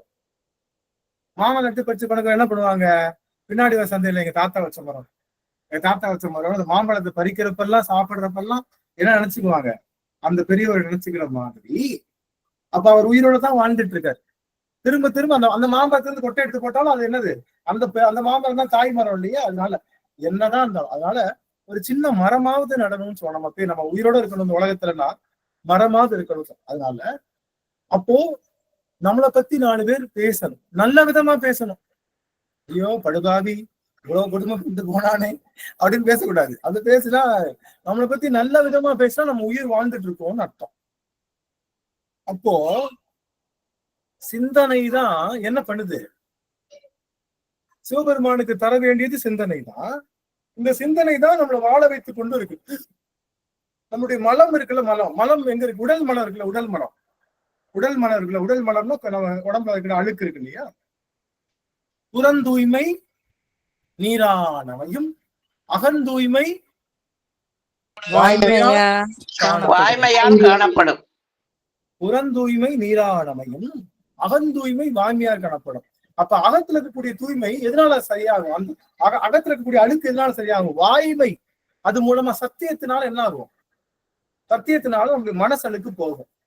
சத்தியம் பேசுறதுனால கிடையாது. நல்லா கவனிங்க. நாம என்ன நினைச்சோம், பாட்டுக்கு பொருள் என்ன நினைக்கிறோம்னா, நாம உண்மையே பேசுனா நம்மளுடைய மனசு கிளீன் ஆயிடும் நினைக்கிறோம். உண்மை பேச முடியுமா? உண்மை உங்களால பேச முடியாது. என்னங்க சாமி இப்படி கேட்டீங்க? நாங்க பொய்யே பேச மாட்டோம், நாங்க ஹரிச்சந்திரோட பக்கத்து வீட்டுக்காரங்க. ஐயா நீங்க தாங்க ஐயா சொன்னீங்க கொஞ்சம் கொஞ்சமா மாறிடுங்க, உண்மை பேசுங்க, நீங்க தாங்க ஐயா சொன்னீங்க. உண்மை பேசலாம், கடினம், ரொம்ப கஷ்டமானது. உண்மையை பேசலாம், உண்மை பேசுவது கடினம். நல்லா கவனிங்க, உண்மை பேசுவது கடினம், உண்மைய பேசுவது சுலபம். நான் சொல்றத கொஞ்சம் கவனமா கவனிங்க. உண்மை பேசுவது கடினம், உண்மைய பேசுவது சுலபம். என்னடா இது புது புத்தா இருக்கு, நல்லா இருக்கிறவன குழப்பறதே உன் வேலையா போச்சேடா, விசு படம் மாதிரி. உண்மையா இருப்பது தானங்க ஐயா சுலபம். நல்லா கவனிங்க, உண்மை தெளிவா புரியுது. உண்மை பேசுவது கடினம், உண்மைய பேசுவது சுலபம். உண்மை என்பது நாம எங்க போயிட்டு வந்திருக்கேன்னு கேக்குறாங்க. ஒரு துக்க வீட்டுக்கு போயிருக்கோம், அப்பதான் ஒரு கல்யாணம், வீட்டுக்கு கல்யாணத்துக்கு போயிட்டு வந்திருக்கோம், துக்க வீட்டுக்கு போயிட்டு இருப்போம். என்னப்பா எவ்வளவு நேரம் வரல, எங்கப்பா போனேன்னு கேட்டா கல்யாண வீடுன்னு சொல்ல முடியாது. நம்ம என்ன பண்ணுவோம், பக்கத்துல போயிட்டு சொல்லுவோமா இல்லையா? அந்த இடத்துல அது பொய் கிடையாது. ஆனா என்னது, உண்மைய மறைக்க வேண்டிய சூழல் இல்ல, பக்கத்துல தான் போயிட்டு வந்திருக்கோம், சொல்லுவோமா இல்லையா? அப்போ அந்த இடத்துல அது யாருக்கும் துன்பம் தர போறது இல்லை. ஆனா உண்மை பேச முடியாது எல்லாரும். ஆனா உண்மைய பேசலாம். உண்மை சத்தியம் பேச முடியாது, சத்தியத்தை பேசலாம். சத்தியம் யாரு? சிவபெருமான் தான். சிவபெருமான பேசுறது உண்மைய பேசுறது. சத்தியம் யாரு? நிலைத்த பொருள் யாரு? சிவம் ஒருவன் தான். சிவத்தை பேசலாம், ஆனா உண்மைய பேச முடியாது. புரியுதா? சிவத்தை பேசுறதுதான் வாய்மை. அப்போ அகந்தூய்மை வாய்மையார் காணப்படும் அப்படின்னா, நீங்க சிவத்தை பேச பேச உங்களுடைய அகம் தூய்மையாகும். அதுதான் சொல்றாரு இந்த பாட்டுல. தையலால் வான் வந்த சிந்தை, வான்னா உயர்ந்த, உயர்ந்த சிந்தை. உயர்ந்த சிந்தைனா என்ன சிந்தை? சிவனை நினைக்கிறது, இறை சிந்தை, சிவசிந்தை. சிவசிந்தை தான் வான் வந்த சிந்தை. அந்த சிவசிந்தையை நினைக்கும் போது என்ன ஆகும்? நம்முடைய மலம் கழுவோம். வந்திழியும் முக்கியமான செய்தி. யார் எங்க இருந்தாலும் விழா கமிட்டியாளர்கள் அழைக்கின்றார்கள், முன்னதாக வந்து அமரவும். இட்லி ஊத்தினாலும் சரி, சாம்பார் ஊத்தினாலும் சரி, படுக்க போயிட்டாலும் சரி, எங்க இருந்தாலும் விழா கமிட்டியாளர்கள் அழைக்கின்றார்கள், தயவு செய்து வந்து சேரவும். எங்க மக்கள்லாம் வந்தா ஒரு நிமிஷம் தான் முடிச்சிடும், வேகமா முடிச்சிடும். இழிதல் அப்படின்றது வார்த்தைக்கு ஒரு சிறந்த ஒரு எக்ஸ்பிளனேஷன் சொல்லலாம். இழிதல் அப்படின்னா என்னன்னா, தானாகவே கெடுதல், அதுக்கு பேர் இழிதல் அர்த்தம். நாம போய் கெடுக்க தேவையில்லை, நாம போய் கெடுக்காம தானாவே உனக்கு இழிவு அப்படின்னு அர்த்தம். உன்னை யாரும் கெடுக்க தேவையில்லை, நீயா அழிஞ்சிருவன்னு அர்த்தம். அழிவுனா இன்னொருத்த வந்து அழிக்கணும். நல்லா கவனிங்க, அழிவுனா இன்னொருத்த வந்து அழிக்கணும். இழிவுன்னு அர்த்தம் நீயாவே அழிஞ்சிரு விடான்னு அர்த்தம். நீயாவே, யாரும் உன்னை கெடுக்க தேவையில்லை, நீயாவே அழிந்து விடுவாய். சின்ன பிள்ளைகளை பார்த்தா முடி நிறைய இருக்கும் இல்ல? சின்ன பிள்ளைகளை பார்த்தா, எனக்கு சொல்றேன், என்ன எங்கேயோ பாக்குறீங்க, எனக்கு சின்ன பிள்ளை நிறைய முடி இருக்கும், அப்படின்னா ரொம்ப முடி. ஏன்னா இவ எங்கேயோ பாக்குறாங்க, எல்லாரும் அவங்கவுங்க நினைச்சுக்கிறாங்க நினைச்சுக்கிட்டு. இப்ப பாத்தீங்கன்னா தலை சீவுனா அப்படியே இந்த ஒளி வட்டம் உள்ள இருந்து அப்படியே லைட் அடிக்குது, அங்க லைட் அடிக்குது. என்ன ஆயிடுச்சு? யாராவது வந்து புடுங்கினாங்களா? எத்தனையோ தண்ணி, எத்தனை ஊர் தண்ணி பார்த்துச்சு இந்த தலையெல்லாம். இந்த தலை எத்தனை தண்ணி பார்த்துச்சு தெரியல. எத்தனையோ ஊர் தண்ணி, எத்தனையோ நாட்டு தண்ணி. எல்லாத்துக்கும் மேல மன உளைச்சல், சந்தோஷம், துக்கம் எல்லாம் ஏறி. அப்ப என்ன ஆகுது? முடிய யாரும் புடுங்கல, அதுவாவே விழுந்துருச்சு இல்லையா? அதுக்கு பேரு இழிதல்னு பேரு. அடியார்களை நினைச்சு உருகி கொட்டி இருக்குங்க ஐயா. இல்ல அடியார் நினைச்சனாலதான் அந்த முடி இருக்குன்னு நினைக்கிறேன். இத்தனை வயசு கழிச்சு அந்த முடி இருக்குன்னு இல்ல. என்ன சொல்ல வரேன்னா, இழிதல் அப்படிங்கிற வார்த்தைக்கு தானாகவே என்ன பண்ணோம்? நீங்க இந்த மருந்து அதிகாரம் போனவட்ட படிக்க சொன்னோம், ஒரு டாஸ்க் கொடுத்தோம், பண்ணீங்களா? கரெக்டா கேக்குறேனா? வாத்தியார் மாதிரி கரெக்டா கேக்குறேனா? மறந்துருப்பேன்னு நினைச்சோம், நான் வீட்டு பாடம் செய்யாம. நீ வந்து ஞாக்கு கரெக்டா கேட்கிறீடா படுபாவி, கரெக்டா கேட்டுருவேன் நானு. எல்லாரும் படிச்சீங்களா? இந்த மருந்து அதிகாரத்துல யாராவது ஓபன் பண்ணுங்க, மருந்து அதிகாரம் கையில திருக்குறள் புத்தகம் இருந்தா ஓபன் பண்ணுங்க. மருந்து அதிகாரத்துல இழிதல்னு ஒரு வார்த்தை இருக்கும். அதை எடுங்க, முக்கியமா சொல்லணும். அதுக்காக தான் சொன்னேன். மருந்து அதிகாரத்துல இழிதல்னு ஒரு வார்த்தை வரும். அந்த குறளை எடுத்து சொல்லுங்க. ஐயா தான் எப்பயுமே நம்ம இவர் இருக்காரு, மகேஷ் ஐயா சுவாமி, அவர் தான் திருவாசக சிந்தனையாளர். இது நம்ம திருக்குறள் சிந்தனையாளர். சுவாமி இருக்கீங்களா? ஐயா இங்க கரண்ட் இல்ல ஐயா, கரண்ட் இல்ல. என்ன சாமி கரண்ட் இல்லன்ற அடிக்கடி? நான் தான் அங்க ஊர்ல கரண்ட் இல்லாம. சரி பரவாயில்ல. மருந்து அப்படின்ற அதிகாரத்துல இழிதல்ன்ற வார்த்தை வரும். எந்த பாட்டுன்னு தெரியல. கையில இழிவு அறிந்து இழிவற்றது உண்டாக்கண் இன்பம் போல் நிற்கும் கழிபேர் இறையான் கண்ணோய். 946வது பாடலுங்க. மருந்து இல்ல சொல்றேன், மருந்து அதிகாரத்துல.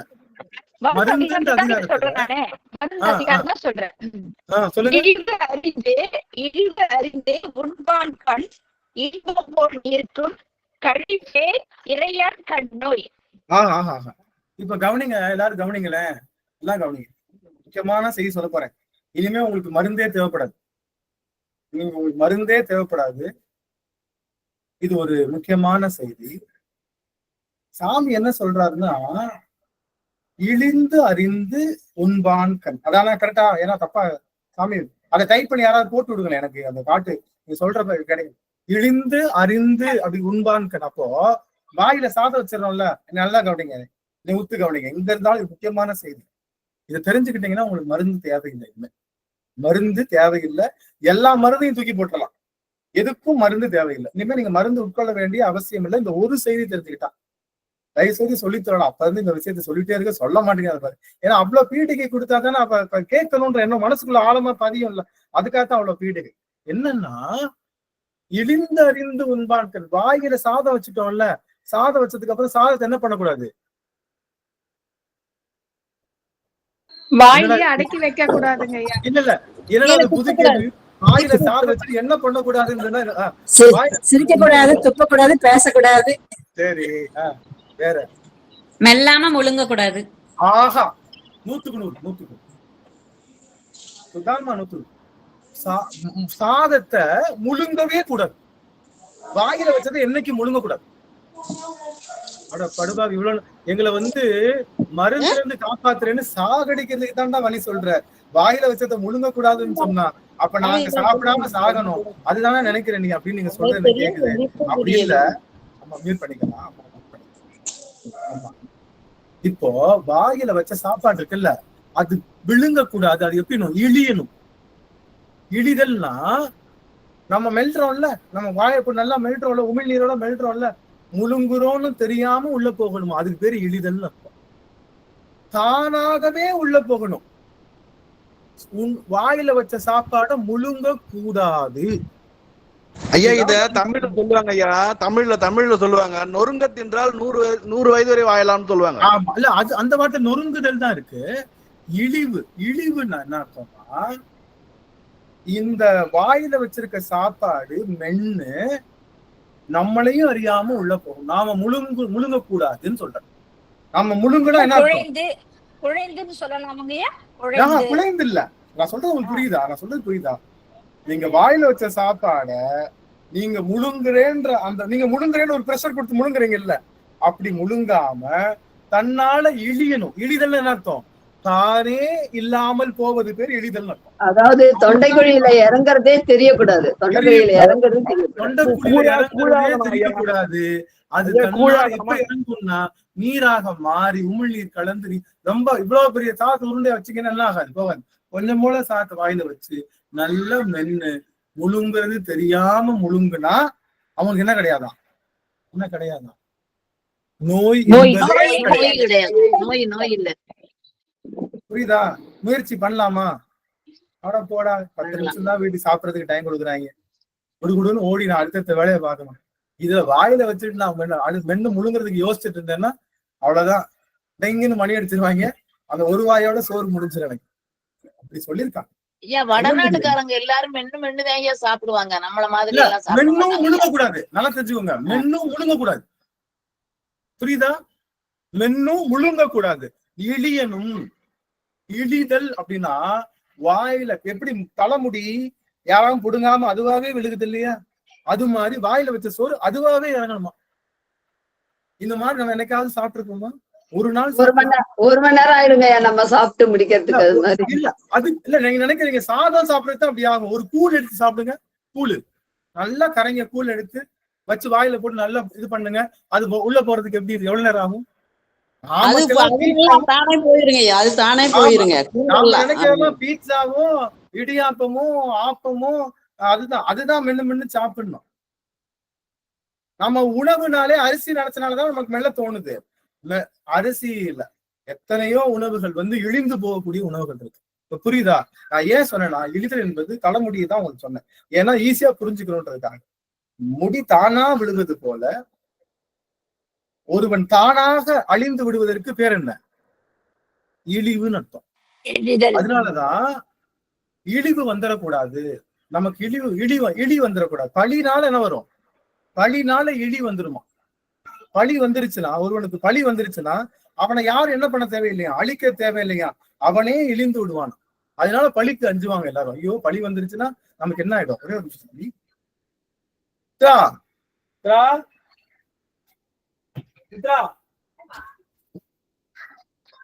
சார்ஜர் எங்க பாருங்க, சார்ஜர் எங்க இருக்கு தங்க? சார்ஜர் எங்க இருக்கு? புது சார்ஜர். சார்ஜ் எங்க இருக்கு? போட்டு தண்ணி கீழே கொட்டிடுச்சுங்கய்யா. நல்ல வேலை கொட்டல, தண்ணி வேற எது கொட்டிடுச்சு. ஆக அந்த இழிதல் அப்படிங்கறத உங்களுக்கு புரிஞ்சுக்கிறதுக்காக சொன்னேன். இந்த வார்த்தை முக்கியம். ஏன் அதுக்கும் இதுக்கும் நம்ம பொருள் எங்க பாருக்கு இங்க இருக்க மன்னிக்கணும். அப்ப புரியுதுங்களா? எளிதலுக்கு அர்த்தம் புரிஞ்சிருச்சுங்களா உங்களுக்கு? அப்ப சாப்பிடறதும் தெரிஞ்சுக்கிட்டீங்களா? ஒரு பொண்ணு தையலா இருக்கணும்னு தெரிஞ்சுக்கிட்டீங்களா? இதுதான் நமக்கு வேணும் இல்ல? இப்ப முக்கியம். இப்ப திருவாசத்துக்கு உள்ள வருவோம். இந்த இழிதல் எவ்வளவு அழகா இங்க யூஸ் ஆகுதுன்னு பாருங்க. இப்ப சொன்ன இழிதல் அப்போ செய்யவாய் பைங்கிழகில் செல்வி நம் சிந்தை செய்யற ஐயன் பெருந்துரையான் ஆறுரையாய். அவன் ஆறு எதுன்னு கேட்டா தையலாய் வான் வந்த சிந்தையாய் மலம் கழுவ வந்து இழியும். மலம் கழுவ வந்து இழியும். மலம் கழுவுவாரா சாமி? நல்லா கவனிங்க, என்ன பாருங்களேன் ஒரு நிமிஷம். மலம் கழுவுவாரா சாமி? ஆனா அந்த மலம் என்ன ஆகுமா? கழுவாதான், இழியுமா. மலம் என்ன ஆகும்? இழியும். என்ன அர்த்தம்? யாருன்றது தெரியாமலேயே நல்லா கவனிங்க. இழிதல் என்ன அர்த்தம்னா, இங்க சுவாமி மலம் கழுவுறான்றது தெரியாமலேயே அது சுத்தமாயிடுமா.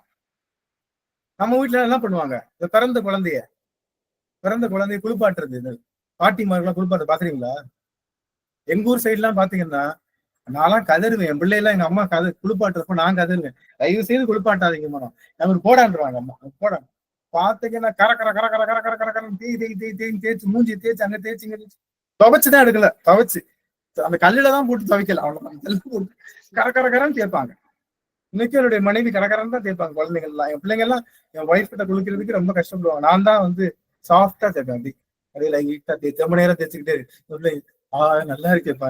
நேரம் அம்மா வந்தா பிச்சு இருந்திருப்பா மூஞ்சிய, நீயா இருக்க போய் நல்லா மூஞ்சி நல்லா சாஃப்டா தேய்க்க ஆழமான அழுக்கு போகும். நம்ம நினைக்கிறோம் கரகரன்னு தேய்ச்சா வலிதான் வரும்.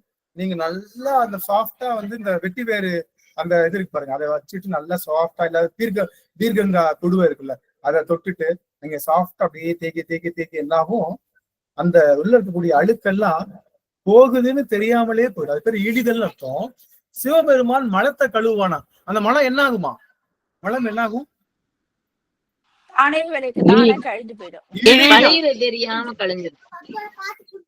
மனம் என்ன ஆகும்? சத்தம் வரக்கூடாது. மனம் என்ன ஆகும்? இழிந்து விடும். சிவபெருமான் இப்ப புரியுதா? இழிதலுக்கு அர்த்தம் 3 அர்த்தம் புரிஞ்சிருச்சா?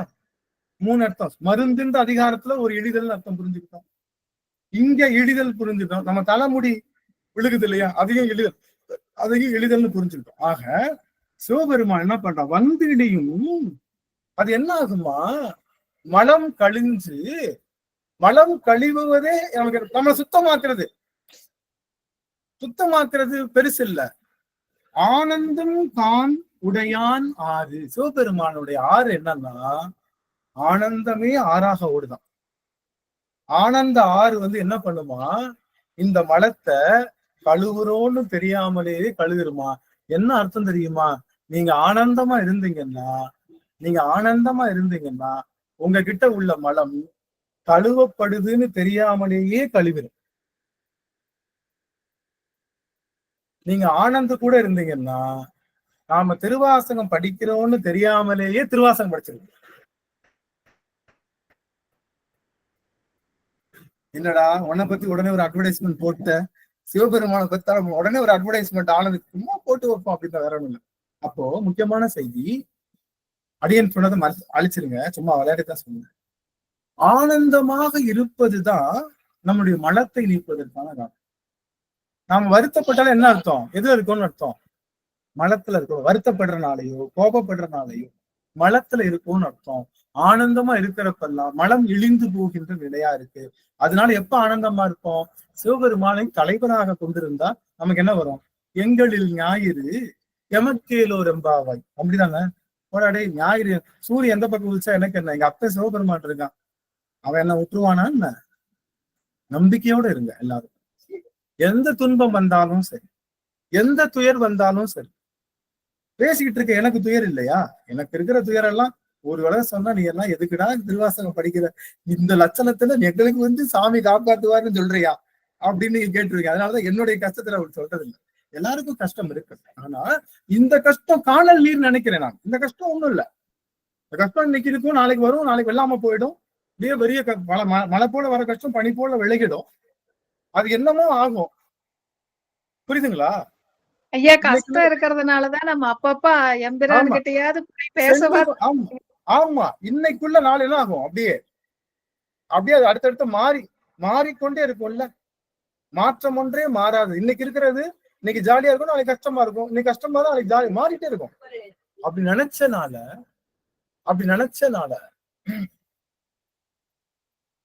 தண்ணிப்பா முடிச்சுட்டேன். தண்ணி அப்படி நினைச்சிட்டனால நமக்கு என்ன ஆகும் அப்படின்னா, நாம வந்து நம்ம துன்பத்தை எல்லாம் துன்பமா, இது துன்பமே இல்லப்பா சாமி, உன் திருவடி என்னை கொடுக்குறியோ அதுதான் எனக்கு இன்பம்.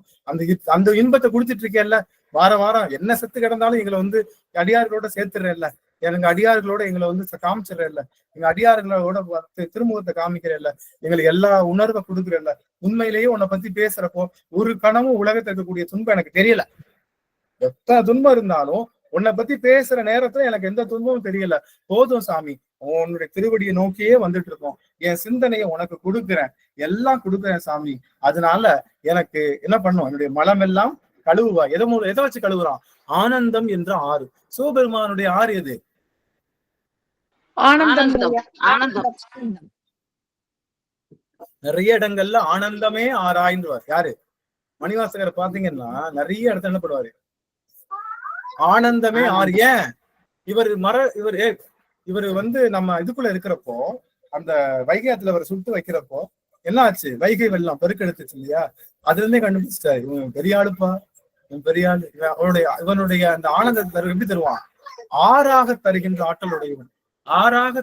ஆற்றலுடையவன் சிவபெருமான் அப்படின்றத சொல்லி இந்த அளவுல அடியன் நிறைவு செய்கின்ற முக்கியமான குறிப்பு, வாயில சாப்பாடு வச்சா முழுங்க கூடாது. போகணும். நல்லா கவனிங்க. ஆனா படுபாவி எங்களுக்கு வீட்டுல சாதம் வச்சா நான் எப்படி வக்கன்னு அள்ளிதான் போட்டு முழுங்க முடியுமேன்னா, அதுக்கு தகுந்த மாதிரி சாப்பாடு முறையை மாத்திக்கோங்க. இதெல்லாம் இழிந்து செல்லும். வீட்டுல இருக்கிற கிணக்கு சாதம் சாப்பிட்டுக்காங்க.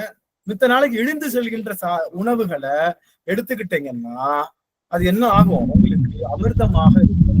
உடல் நிலையை காக்கும், உடல் மலத்தை நீக்கும். அதுபோல சிவபெருமானுடைய சிந்தனையை வச்சுக்கன்னா ஆனந்தம் பெருகும். நம்மளுக்கு உள்ள இருக்கக்கூடிய அந்த மலங்கள் எல்லாம் தானாகவே வந்து இழியும். புரியுதுங்களா? இதை சொல்லி அடியன் நிறைவு செய்கின்றேன். அடியன் காலதாமதமா வந்துட்டேன். அதாவது சில சமயம் மேக்சிமம் வந்து அடியன் எப்பொழுதுமே காலதாமதமா வர்றேன். அதுக்காக அடியனை பொருட்கள் சொல்லி, ஏன்னா நிறைய அலுவல்கள் 1-2 அடியன் அதெல்லாம் அதை லிஸ்ட் பண்றதுக்கு இடம் இல்லை. என்னுடைய கஷ்டத்தை சொல்றதுக்கோ நான் அப்படி இருக்கேன் எப்படி இருக்கேன்னு கதை இல்லை. சிவபெருமானை பத்தி பேசி சிவபெருமானுக்கு நாம எல்லாரையும் கொண்டு போக வைக்கிறதா இடம். அதனால அடியனுடைய அந்த குறைகளையோ என்னுடைய கடினங்களையோ நாங்க சொல்றதில்லை. ஆனாலும் முன்ன ஆச்சுன்னா நீங்கதான் பெரிய மனசு பண்ணி அடியனை ஏத்துக்கணும். அடியன் பங்க்சுவாலிட்டி இல்லாம 2 மாசத்துக்கு உங்களுக்கு பர்மிஷன் நன்றி நன்றி நன்றிங்க சாமி. அதனால அடியார்கள் வந்து அது ஒரு இதா இது பண்ணிக்கோங்க. ஒரு 5 நிமிஷம் முன்ன ஆனந்து தான் 5 நிமிஷம் கழிச்சு வருவானே, நாம இன்னொரு 10 நிமிஷம் கழிச்சு வரலான்னு வராதிங்க.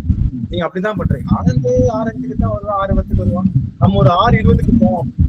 நீங்க அட்லீஸ்ட் அதையும் கரெக்டா வந்துருங்க. வந்து நீங்க எல்லாரும் அளவலா இருக்கீங்க, நான் வந்தவொடனே நம்ம ஆரம்பிச்சிடலாம். கண்டிப்பா இது உங்களுக்கு பயனுள்ள செய்தியா தான் இருக்கும்னு நான் நம்புறேன். உங்களுக்கு எல்லா செய்தியும் பயனுள்ளதா தான் இருக்கும்னு நம்புறேன். அந்த வகையில இந்த அனுபவத்தை நிறைவு செய்யற சாமி, இந்த அடியாத்திற்கு நிறைவு செய்யும் முகமாக பிரேமாமா அமைச்சோம். அனுமொழியம்மா மைக் ஆஃப் பண்ணிக்கோங்கம்மா. அனுமொழியம்மா மைக் ஆஃப் பண்ணிக்கோங்க. ஐயா சரி, வாழ்த்து பாடி முடிச்சுட்டு கேக்குறேங்க ஐயா. சந்தேகம். வான்வகையில் வழாது பெய்க மழி வளம் சுரக்க மன்னன் கோன்முறை அரசு செய்க குறைவிலாது உயிர்கள் வாழ்க நான்மறை அறங்கள் ஓங்க நல்தவம் வேள்வி மல்க மேன்மைக்குள் சைவ நீதி விளங்குக உலகம் எல்லாம் மேன்மைக்குள் சைவ நீதி விளங்குக உலகமெல்லாம். திருச்சிற்றம்பலம். அனைத்தடியார் திருடைய தமிழை சென்னிமேல் சுற்றி வணங்குகிறேன்.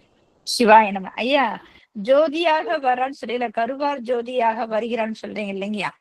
கருவார் ஜோதியில் கறந்த கள்ளமும் கீர்த்தி திருவகல்ல அந்த பாடல் இருக்கு. அது என்ன சிவபெருமான் பார்வதி தேவி அவங்க மூலியமா வர்றாங்கன்னு சொன்னீங்க, எனக்கு அது புரியலங்கய்யா. கருவார் சோதியில தான் வர்றான் இல்லையா? அருமையான கேள்வி.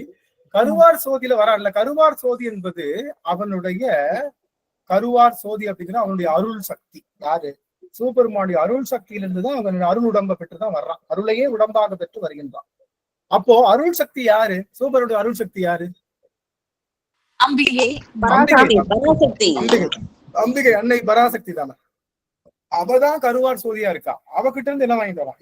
இவனுக்கு தான் என்ன கிடையாது. இவனுக்கு என்ன கிடையாது? உருவம் கிடையாது இல்லையா? சிவபெருமானுக்கு உருவம் கிடையாது இல்ல, உடல் கிடையாது இல்லையா? அதனால அவ அன்னை பராசக்தியினுடைய அருளையே தன்னுடைய உடலாக மாற்றிக்கொண்டு வரானாம். அதனால அன்னை பராசக்தியிடமிருந்து வந்தான் அப்படின்னு தான் சொல்றேன். அன்னை பராசக்தி பெண்கிட்ட இருந்துதான் உடம்பு வாங்கிட்டு வர்றான். எந்த பெண்ணு? அருள் சக்தியாகிய தன்னுடைய பெண்ணிடமிருந்து உடல் வாங்கி வருகின்றான் அப்படின்னு அது சொல்றேன். நல்லது. அடியார்களுக்கு எதாவது கேள்வி இருக்கணும்னா கேட்கலாம். உடன்பாடு இருந்தா உடன்படலாம். இல்ல நீ சொன்ன கருத்து தவறு அப்படின்னு அடியனிடம் வாதிடலாம். இந்த 3 விஷயங்கள். அணிமுடியம்மா ஏதோ பேச வராங்க. அடியார்கள் எவரேன்னு பேச உங்களுக்கான கால அவகாசம் 2 நிமிடங்கள் மட்டுமே. அதுக்கு நிறைவு பண்ணிடலாம். ஏதாவது அடியார்கள் பேச. அப்புறம் நீங்க என்ன ஒண்ணு சொன்னீங்க, மெகஸ்தனி சுற்றி பார்த்து விட்டு போனாரு, ஆனா அந்த ஊர்ல என்னது பஞ்சமே இல்லன்னு நினைச்சாரு. பிச்சைக்காரங்களே இல்ல. ஏன்னா எல்லாருக்கும் தொழில் இருக்கு, கைத்தொழில். எல்லாரும் தொழில் பண்ணி முன்னே. காரணம் என்ன? குரு சீட அந்த உறவு இருக்கிறதுனால, குருகுல கல்வி இருக்கிறதுனால யாருக்கும் விறகு வெட்டி கூட பொழைச்சுக்கிறானே தவிர யாருக்கிட்ட யாரும் என்ன பண்ணல, யாசகமாக கேட்கின்ற பிச்சைக்காரர்கள் இல்லாத ஊரா இருந்துட்டு நம்முடைய ஊர் அப்படின்னு சொல்லப்பட்டது. அதான். சரிங்க, நன்றிங்க. ஒரே ஒருத்தருக்கு வாய்ப்பு ஒருத்தவங்க பேசலாம். சரி, அப்ப அடியார்கள் தெளிவா தான் இருக்காங்க. ரொம்ப மகிழ்ச்சி. ஆக இந்த செய்திகள் எல்லாம் உள்வாங்கி பயனுள்ள செய்தியா, அதாவது நம்ம இதுக்கு அருள் உலகத்திற்கு தேவையான செய்தியும் சொல்லப்படுது, இந்த பொருள் உலகத்திற்கு தேவையான செய்தியும் அடியன் ரெண்டுமே கலந்துதான் சொல்லிட்டு இருக்கேன். ஆக ரெண்டையுமே அடியார்கள் கடைபிடிக்கணும் அப்படின்னு சொல்லி அடியன் கேட்டு இந்த அளவுல நிறைவு செய்கின்ற திருச்சிற்றம்பலம். ஆறிரு கடந்தோள் வாழ்க, அருமுகம் வாழ்க, வெற்பை ஊருசை தனிவேல் வாழ்க, உக்குடம் வாழ்க, செவ்வே ஏரிய மங்கை வாழ்க, யானை தன்னங்கு வாழ்க, மாறிலா வள்ளி வாழ்க, வாழ்க சீரடியார் எல்லாம் மாறிலா வள்ளி வாழ்க, வாழ்க சீரடியார் எல்லாம். வெற்றிவேல் முருகனுக்கு அரோகரா, ஞானவேல் முருகனுக்கு அரோகரா, சக்திவேல் முருகனுக்கு அரோகரா. திருச்சிற்றம்பலம். அடியார்கள் புதன்கிழமை நம்ம இதே நாள்ல, அதாவது இதே நேற்று 8:30 நம்ம திரும்பவும் சந்திக்கலாம். அடியார்கள் விடை பெற்றுக் கொள்ளலாம். திருச்சிற்றம்பலம். சிவாயிரம். நன்றி. நாளைக்கு வர சொல்லுங்க. நாளைக்கு சனிக்கிழமை நமக்கு அமர்வு இருக்கு. உங்களுக்காக பல அடியார்கள் வந்து முருகனை பற்றி பேசுகின்றார்கள். அந்த வகையில நாளைக்கும் எல்லா அடியார்களும் நான் கண்டிப்பா எழுந்தரணும். 7 மணிக்கு இதே ஐடியில எல்லாரும் எழுந்தரணும். ஒவ்வொரு சனிக்கிழமையும் நம்ம பேசுறாங்க. உங்களுக்காகத்தான் ஏற்பாடு செய்யறோம். எல்லாரும் வந்து அந்த அருள் செய்திகளை பெற்றுக்கொள்ளணும்னு சொல்லி கேட்டுக்கொள்கிறேன். திருச்சிற்றம்பலம். சிவாய்.